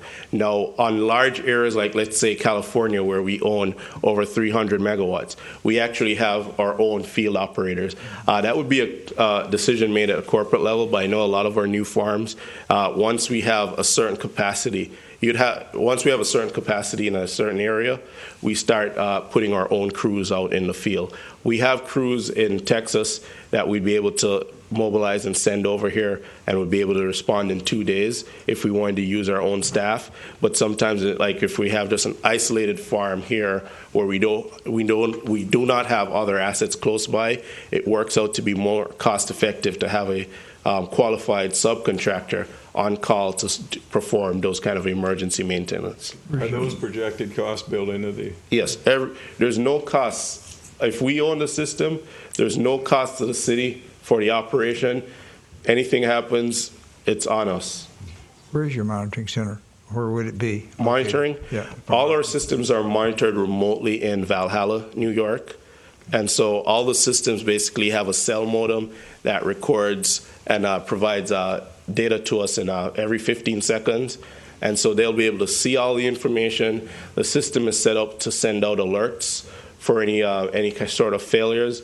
So we'll have an operator that's monitoring the system 24/7 that would also receive an alert if something goes wrong. And we set those alerts differently. If a panel goes down in a system like this that have tens of thousands of panels, then we probably won't mobilize to replace that one panel. But if an inverter goes down, then yes, we get an alert immediately, and somebody mobilizes to go out and address that issue. Did you prepare this presentation at the request of the Airport Commission or the City Council, or did you just take it upon yourself? Just out of curiosity. Well, the airport in their master plan had the idea of locating solar at the airport. I got aware of the project, and I offered to basically do this early development at our own cost, to basically take it from what it was in the airport's master plan of we'd like solar to actually produce some real cost and numbers to show the city and the airport what it would mean to own a system, and for them to then make a decision how to take that from the airport's master plan concept of having a solar farm to then do it. So I'd say I'm doing this based on the request of the airport, but at no cost to the airport. I see. Thank you. This is really not a question for you. It's probably for Mr. O'Connor or Mr. Old, since he's here. I'm trying to place it within context of the OUC contract and the FMPA contract, and when do those contracts end? I don't remember what the FMPA, or does it end? Maybe maybe I should rephrase the question. And let's review, if you would, just the context. When does the OUC contract end, and what are we required to spend for the OUC contract? Because if I remember correctly, we have to pay even if we don't use some of it. Could you just create the big picture for us? The FMPA contracts really have probably 40 years, depending on the life of St. Lucie. But that's a small component. Our power supply really is OUC. And if you look at OUC in 7 years, the renegotiated contract, it expires in 7 years. Under those terms, we have a minimum buy allotment, but 23 megawatts would not be a major issue, assuming we maintain the same load we have today. Mm-hmm. And so the 23 megawatts would not be a major issue to us. Okay. But the cost issue is where you really come down to as to how we want to replace it. We've been sort of driving the bus in the direction that we want to go to market. Mm-hmm. Yes. And this would, if we went this course, we would not do the market routine. Yeah. When did you say FMPA contract ends? 40 years from when? Well, actually from about now, because we're Are we tied going to live into long enough? We're tied in. We're tied into the St. Lucie plant. Yeah. For as long as that exists. And let's say they retire the St. Lucie plant in, is it 2040, I think, is 2042 is the retirement that they have a license up to that point. And in 2042, if they start decommissioning, we still have a responsibility of that decommissioning component. Okay. But again, 23 megawatts there's flexibility, I think, in that. If we could probably move this along a little bit, I know a lot of people have been here for a while.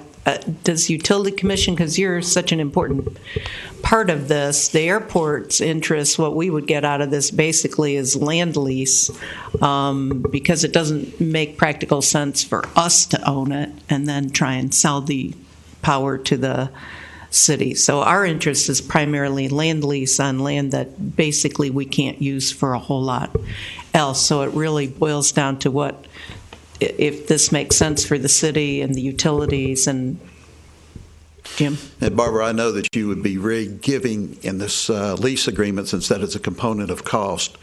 So we could come to the airport and do one of those favored nations, like $1 a year deals, right? Well, I don't laugh over there. I don't think the FAA would like that. Well, again, yeah. I say we reduce the rent, but I don't know about $1 a year. But it is a component of cost. So well, and exactly.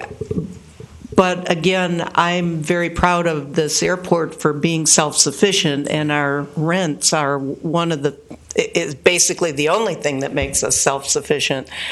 We could give it to you for $1 a year, but then we might be coming to you for money to expand what we need to do or repair what we need to do. It would require an FAA approval anyway. And right. It would require really, I was just kidding. I realize I know. that. I mean, the fact of the matter is you're a component of the city. Absolutely. And whether the cost is in electric or the cost is in land, we have to write a check one way or the other. So, I want to make sure that the business deal was there.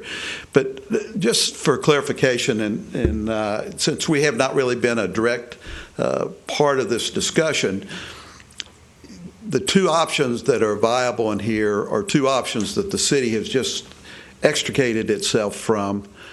And I'm not sure we're ready to jump back into that hot oil again. You may give us a few years and we might see what's happening. But $75 today may not be a good number. $112 may not be a good number going into the future. And those are risk components that I think we would have to do before we would jump off, do an RFP, and then risk paying someone to come in and do this analysis for us. And I think that's what we're saying. Exactly. That's why we wanted to have this meeting, because most of it boils down to what the city wants to do and what the utility commission can recommend, because you've got the numbers on this. We don't. We can calculate the land rent, and that's as far as we go. So, Mr. Winger. Ringer, City Council, Vero Beach. The current cost of acquired power is about $71, and we're dissatisfied with that. We could do better if we didn't have the contracts we have, either FMPA or OUC. $71. There's at $1.81 or $1.79 yesterday for gas futures. There's every reason to think the power costs are going to go down in Florida. The city has been on the direction of getting out of the power business totally. If we could sell the utility, we would. Number one. We certainly have been on the route of getting out of the production business. We've proved ourselves poor at producing power. And as Jim said, we have not been interested in long-term contracts. We still have 8 years remaining on the OUC contract, which we're not particularly happy with, in my opinion. Everything I'm saying is my opinion. One of the things you have to understand, everyone's for conservation and everyone's for the airport. But one of the things you have to understand, unlike a hospital or something of that ilk, where they're going to use the power, $70 or $75 or $80 might be attractive. In our case, we have to buy power, then we have to add the system cost, which is another $40 or $50 onto it, and then we still have to be competitive, which we're not happy with our competitiveness now. So the problem you should get involved in is long-term contracts and propositions have proven to be a bad deal for the city, and something the city has been trying to get out of, witness the OUC. But bottom line, I can provide these numbers. I keep them and give them to the city clerk, and many people have done them over many years. Our current cost is around $71 of everything in, and I'm not so sure that that's not a good number, because we're not competitive in the marketplace. So I think you have to be very careful from the city's perspective. Gosh, it would be great at the airport, solar panels, but we have to realize costs and the long-term implication of them. So for what it's worth. No, I agree. Craig, I have a question. Have you ever been involved with a PPA with a municipality that then ultimately sold their utility to an IOU? No. I mean, that could be, obviously, that could be a consideration. There would have to be a clause within the PPA that would allow for a change of ownership, and that is built in. What we'd have to do is to look at that portion of the PPA and make sure that it is something that's viable. There's always options when we go into these long-term deals. We always have to have a consideration of the other end of it, the PPA off-taker, whether or not they'll be around for 20 to 25 years.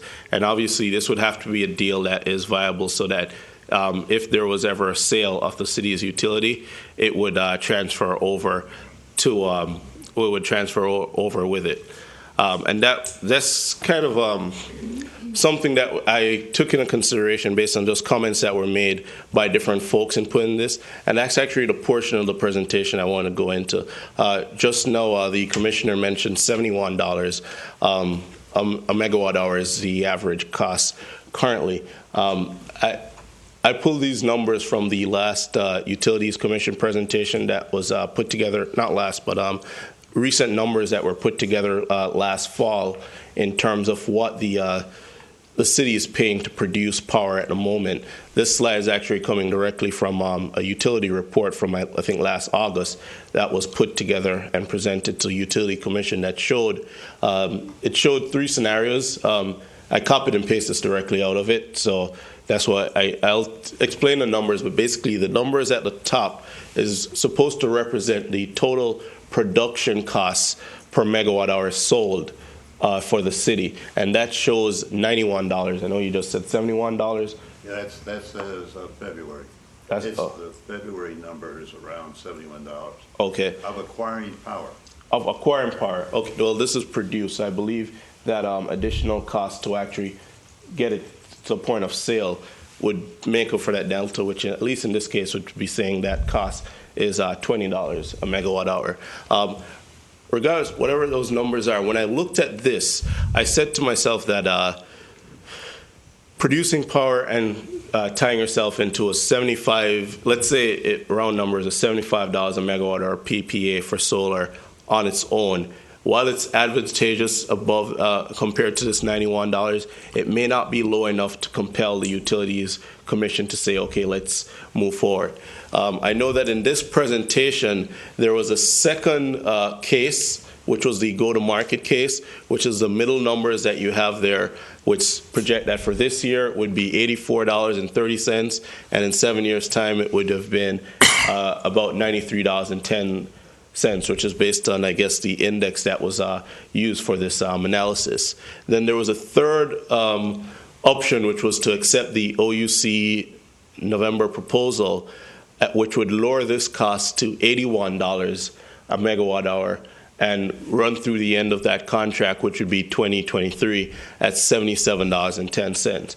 So basically, the three options that were evaluated by the Commission last year, the power to produce solar would definitely be lower than these three, but you would, a couple of things. When you purchase power, let's say from Stanton, on top of the costs, you are also paying for your distribution or transmission costs to get the power delivered to your system.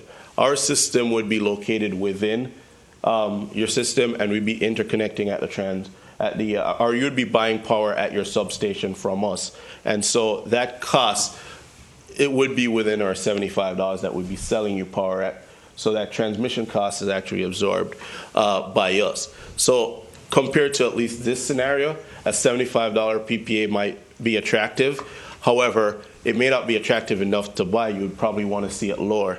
And that's why I actually did this quick comparison here. In terms of the numbers I projected, it was for the land at the VRB airport.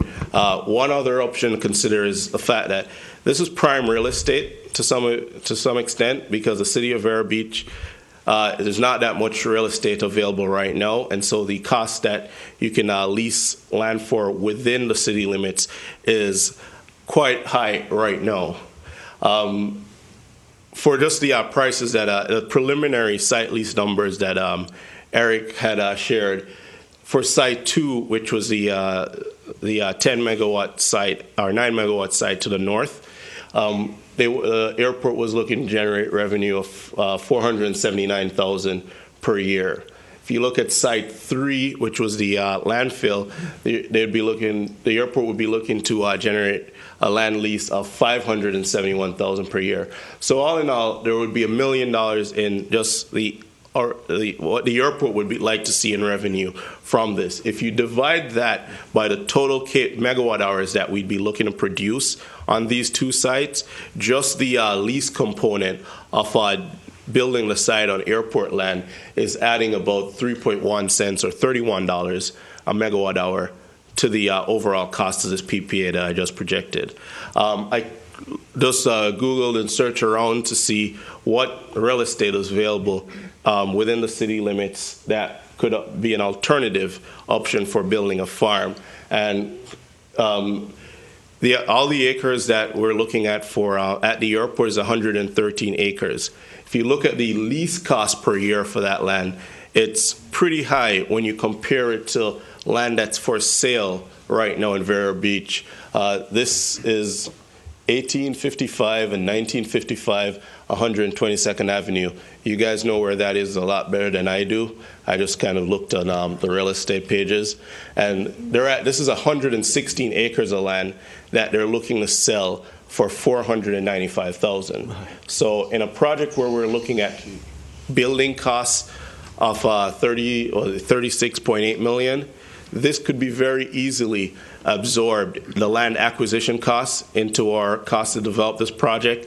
And at that point, we'd probably be looking at about at least 20% reduction in the PPA rate. And so I wanted to put this out there because while developing the site at the airport would be most favorable for all parties involved, one option might be to satisfy the airport master plan by building a smaller farm of 600 kW, which would produce enough energy to offset the amount of energy that the airport uses in a year.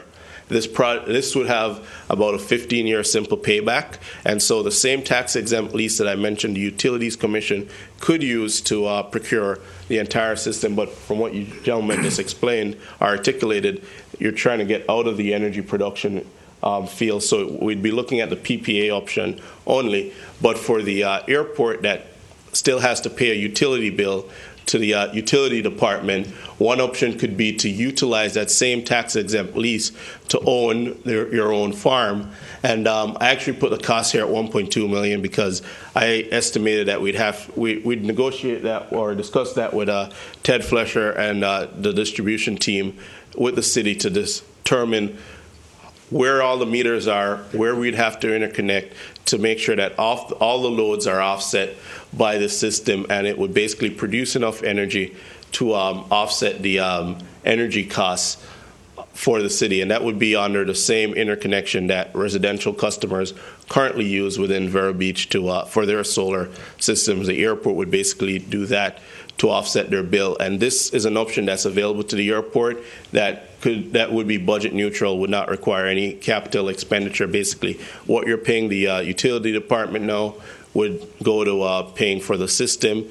You own your own system, and you're basically offsetting your costs. In that scenario, it would be a 600 kW system just for the airport. And then what we would then look at is, I'm not saying this area of land, what we'd basically have to look at is all the real estate that's available in Indian River County. And what I've found is that there's a lot of citrus groves that I guess in just a downturn or drop in cost of citrus, they're now looking to sell out. A lot of those farmers are looking to sell out this land.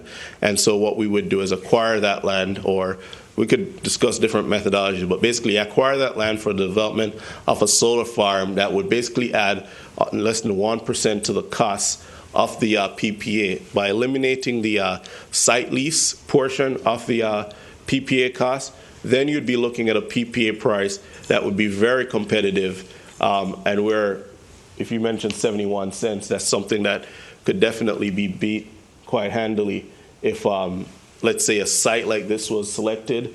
If we'd basically have to look at a different substation, whichever substation is closest to this one, factor in the cost of running over to it. And so in terms of the real estate portion of this, what we would do is look at your substation, look at lands that is currently available, find a piece of land that's in closest proximity to a substation, and procure what we'd call a site option agreement with that owner, to then go forward, develop a project, and then show you projected numbers that say, if we buy this land and have a site, well, at this point it would be a site ownership agreement and a PPA agreement, that PPA would probably come in further down in the $50, $60 range, and then you'd be looking at your most advantageous position to buy in power.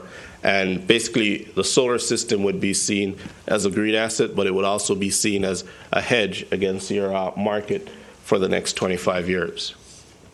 Well, if you implemented are you saying then that the airport would supply all of its own power with what you're suggesting? It would produce enough power to offset the amount of power that it's purchasing from the utilities department right now. It would be net metered. I don't like to use a term that they'll be providing all their own power, because at nights the airport would still be using power to run their lights and their nighttime activity. Mm-hmm. And at that point, the solar system would not be producing energy. So they'll still be grid connected and still be pulling energy off the grid. What will happen is it will be net metered just as you currently have under your net meter tariff. Mm-hmm. And so it will produce more power in the day. The meter would spin backwards.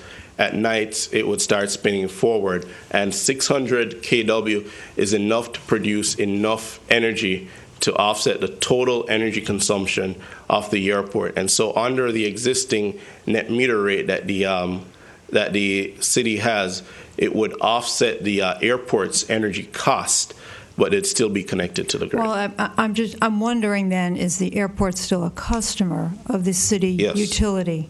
I mean, is it still paying the same bill?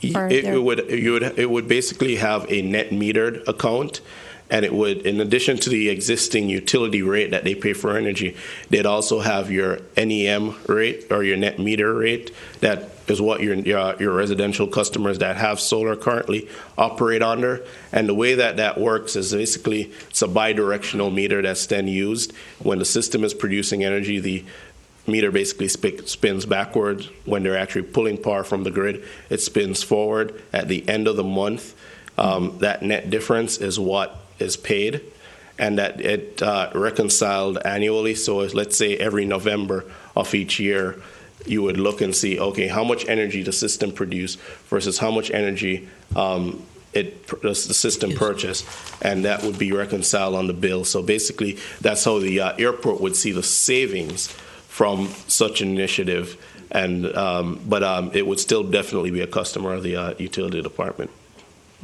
But not go ahead. paying the same rate, only because we already have these existing commitments, as you just heard, to purchase power. The city does. Right, and that's actually one of the risks that the city has right now, with the fact that the cost of solar is going down. If the rates aren't reduced, what's going to start happening is that customers are going to say, well, it's now economically viable for us to procure our own power. And under the state legislation and the current net metering rate, those customers would then basically be producing energy. It would reduce your demand for energy, and instead of your typical curve right now that's kind of like a bell curve, in the morning you have your peak. Well, it's in the morning you have your peak, then everyone's at work. It kind of fluctuates, and then the afternoons when they come, you have a peak again for your demand, and those are your peak demand times. What would actually happen, you'll start to see what we call, you'll start seeing a curve like this, where then you have so much solar on your grid that it just creates a new issue from a utility standpoint. And so with solar going down in cost and becoming more and more cost effective, that's something that the commission as well as the utility department has to take into consideration, that as you go forward, you'll have more and more solar coming onto your grid. Well, let me just make a point right here before we get too much farther in this discussion. I don't think the airport, the airport commission would have to speak up, but I don't think our intent is to try to be a separate entity that would try to find a cheaper way of electric than being attached to the city electric, no more than Leisure Square would put up solar panels and try to not pay the city, electric for the Leisure Square.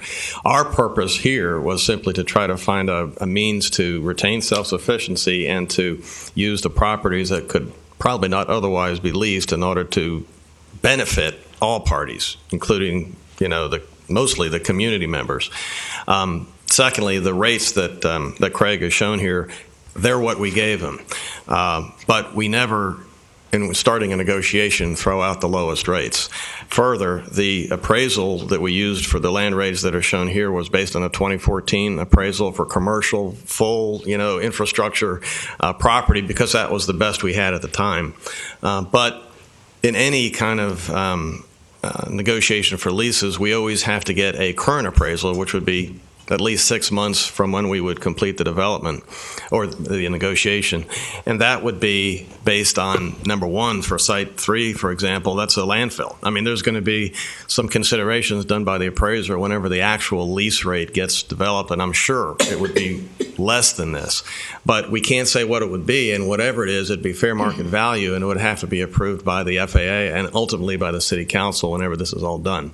So those 2 points need to be made. These are alternatives. These are things to consider, but it's not something that we were pushing to try to make happen. What we'd like to do is simply lease the property and hopefully have a project that would be beneficial to the city, the utilities department, and of course to the city, the community as a whole.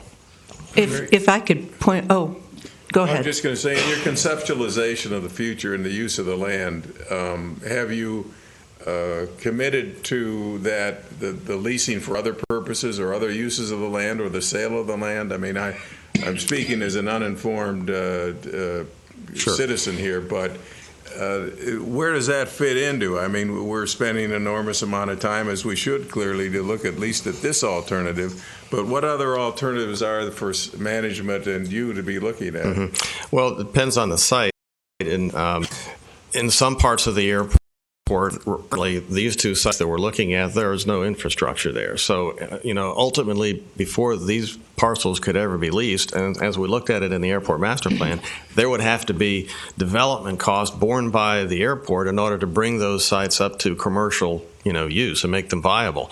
So this cuts all that out, puts all the cost onto the developer to prepare the site, and also gives us a certain lease income with the least amount of work. So that's what we were looking at when we went through the master plan process.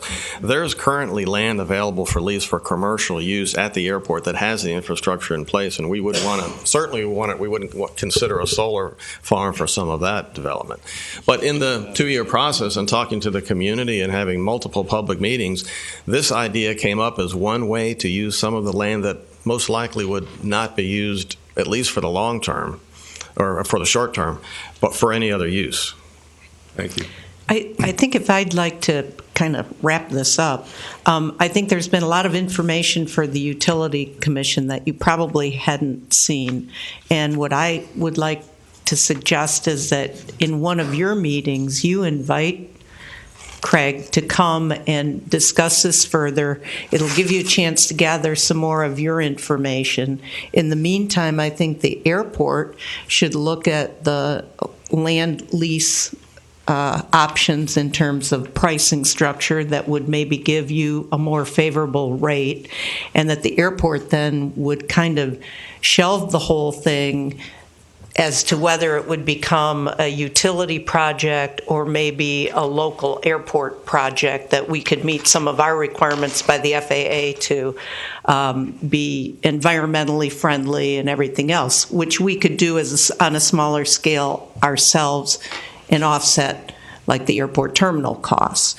So if that is of interest to you, but we just needed to get to this point and give you some information that you clearly have to look at, because there's all kinds of considerations from actual utility numbers to what does the city want to do? Do you want to be in the power generation, or do you want to be in the power purchase business? So hopefully that's what this has done for everybody. Yes, I think it's been very helpful, by the way, and I want to thank you for inviting us today. And I think probably, and I'll suggest it to my fellow commissioners, I would, if we're going to explore this possibility further, I would do it with a joint meeting with the Finance Commission, because while everyone's in favor of clean energy, the numbers all have to add up at the end. Exactly. And we're aware of these, unfortunately, these existing contracts that will affect anything that we do. Especially because they're long-term. Even 7 years is long-term.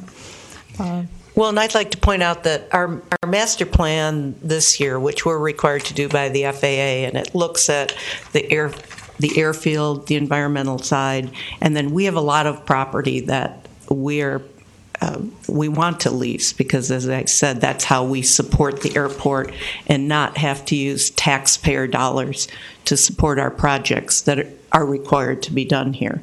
And we took a very aggressive path in our master plan this year to develop a land use business plan.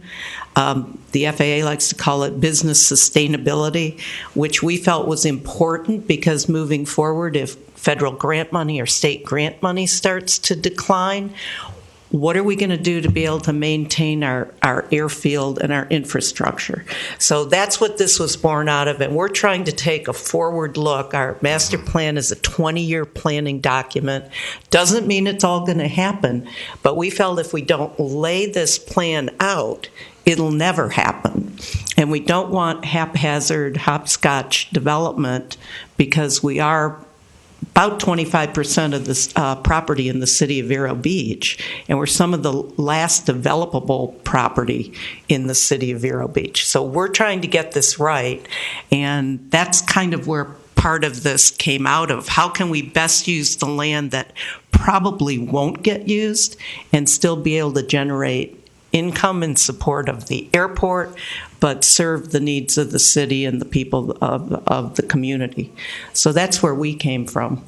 That's great. I'm glad you guys have taken an interest and want to pursue. Yeah, don't be afraid to invite us back. Oh, absolutely. In fact, why don't we wait to have you get some of the numbers and information and develop some of your projections with Craig, with the council, with Jim, and then get back, give Eric a call. We'll set up a meeting to go over things again, because like I said, our direction from here will kind of depend on what you guys want to do. Is there any way we could maybe have the joint meeting in Newark in the summer, because we could get a group rate and it would benefit the airport? Yeah. Well, I'll take a lead air. Perfect. We'll just charter one of the aircraft. We can give you a tour of our solar system if we go to New York. Always a salesman. But again, I appreciate it. I know this went twice as long as we thought it would go. I should ask, is there any public comment before we close the meeting?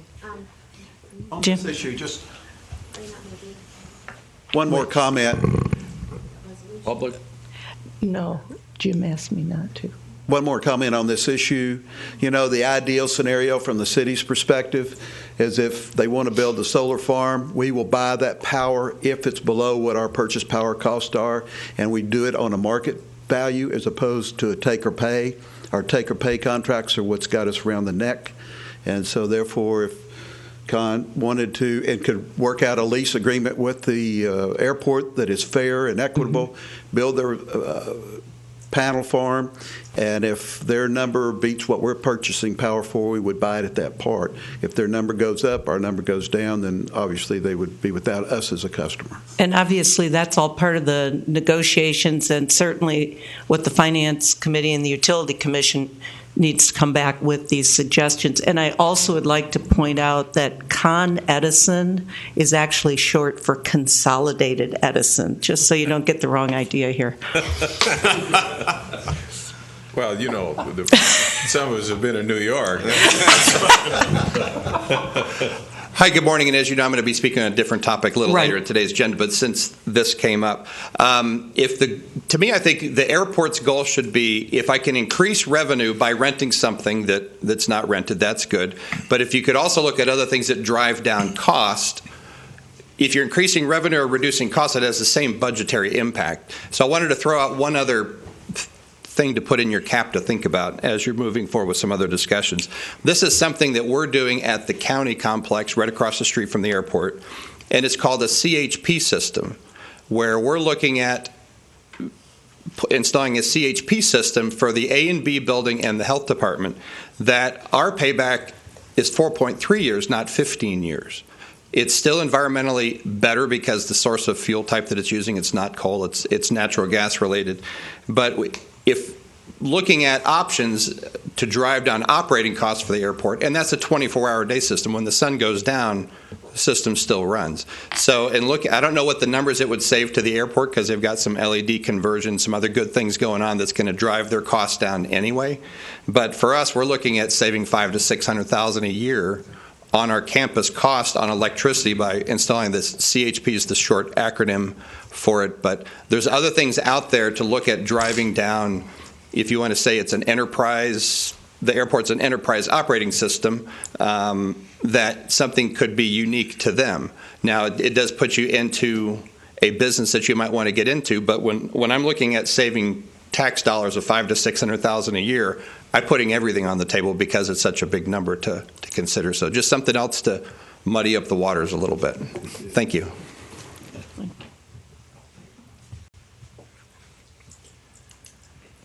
Mark Mucher, 617 Indian Lilac Road. I'll make this very quick.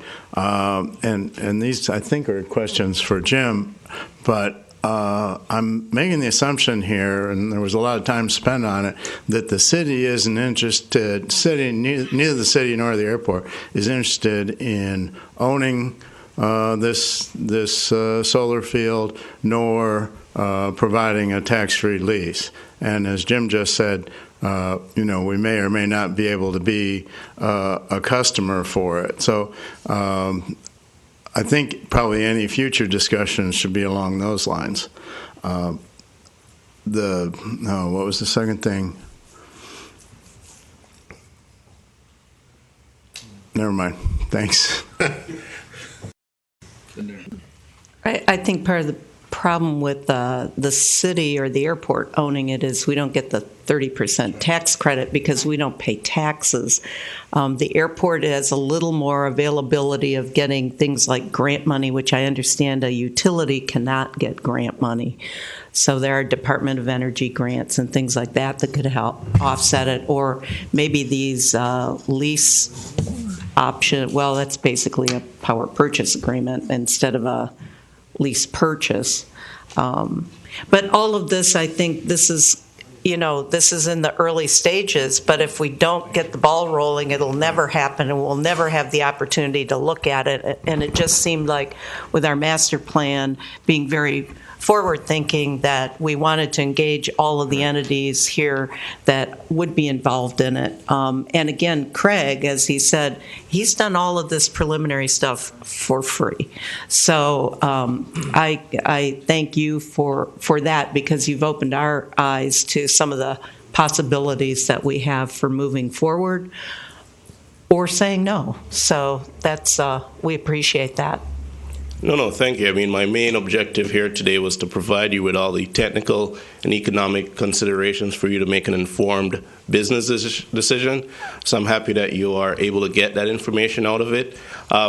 One thing I wanted to comment on from what Jim said in terms of reviewing this with the utilities and staff to see if there's a procurement or a price point where this becomes viable for the Utilities Commission. What I've mentioned so far is a fixed rate project, meaning your cost for the next 25 years. That's not the only way that these things are structured in terms of the payment. We could look at a cost that starts in the $45 or $50 a megawatt range that escalates at a set escalator for the next 20 years, and that way it may seem like a more economically advantageous scenario because you'd be paying a much lower rate, or that number could be tied to a natural gas index for projection of increases. I know that's what Tallahassee at least did in theirs. And so there are different ways to looking at this, but I wanted to show it as a fixed rate. That way you know what the best case or worst case, depending on how you look at it, scenario is. And now that you have that information, I'll give you everyone time to review that. And once you are ready to have another discussion regarding this, I'd be more than happy to come back and speak with the Airport or Utilities Commission further. Thank you very much. Great. Thanks, Craig. Thank you. Thank you. And real quickly, Jim, I think you wanted to address a resolution that will be coming before the utility. Yes, ma'am. First, let me apologize. The resolution that the Utility Commission will be looking at, I just got it on my desk yesterday, so I did not have enough time to really vet it through the process. And then in my discussions with Rob Bolton and Judy, this whole thing started, I think, from an email from you starting on Friday, and there was a crunch date of March the 7th that we were supposed to get our comments in. And so we tried to at least get it out to everybody for a discussion. But since that time, in my opinion, we should reconsider that. There is going to be a technical staff advisory report next week that will be coming out that will go to St. John's board for their review and decision making. And Judy, what I told you earlier, that our comments are still viable. They are up until April, but St. John's may make their own decision. Our risk will be, by postponing this until we have further information, if we don't agree with the staff's review comments. I think that's going to be highly unlikely. Even if it was, I'm not sure we would fall into a position where we would have any authority to overrule the staff's position. So under those conditions, what I would like to ask the Utility Commission to put this off until your next regular meeting. Hopefully that's before April. And then let us do a little more due diligence on it and get some more background. And by that time, we would have the staff report that we could incorporate into the resolution, which I'm hoping that we would agree with as a city. So our next meeting is on March the 8th. March the 8th. Hopefully we should have that, because I'm being assured that we will have that staff report next week. And again, the risk is that if the staff report's something we disagree with, but I just don't really feel that way. And so we will bring it back to you at that point and ask the Utility Commission not to make a recommendation. If you don't make a recommendation, I will be asking to take it off the City Council's agenda for Tuesday. Do you want a motion to that effect? Accepting the recommendation? No, I think we're just waiting. Yeah, it's not on the agenda, so you're fine. Okay. Meeting adjourned. Thank you very much. Sherry's asked us to take a 10-minute break.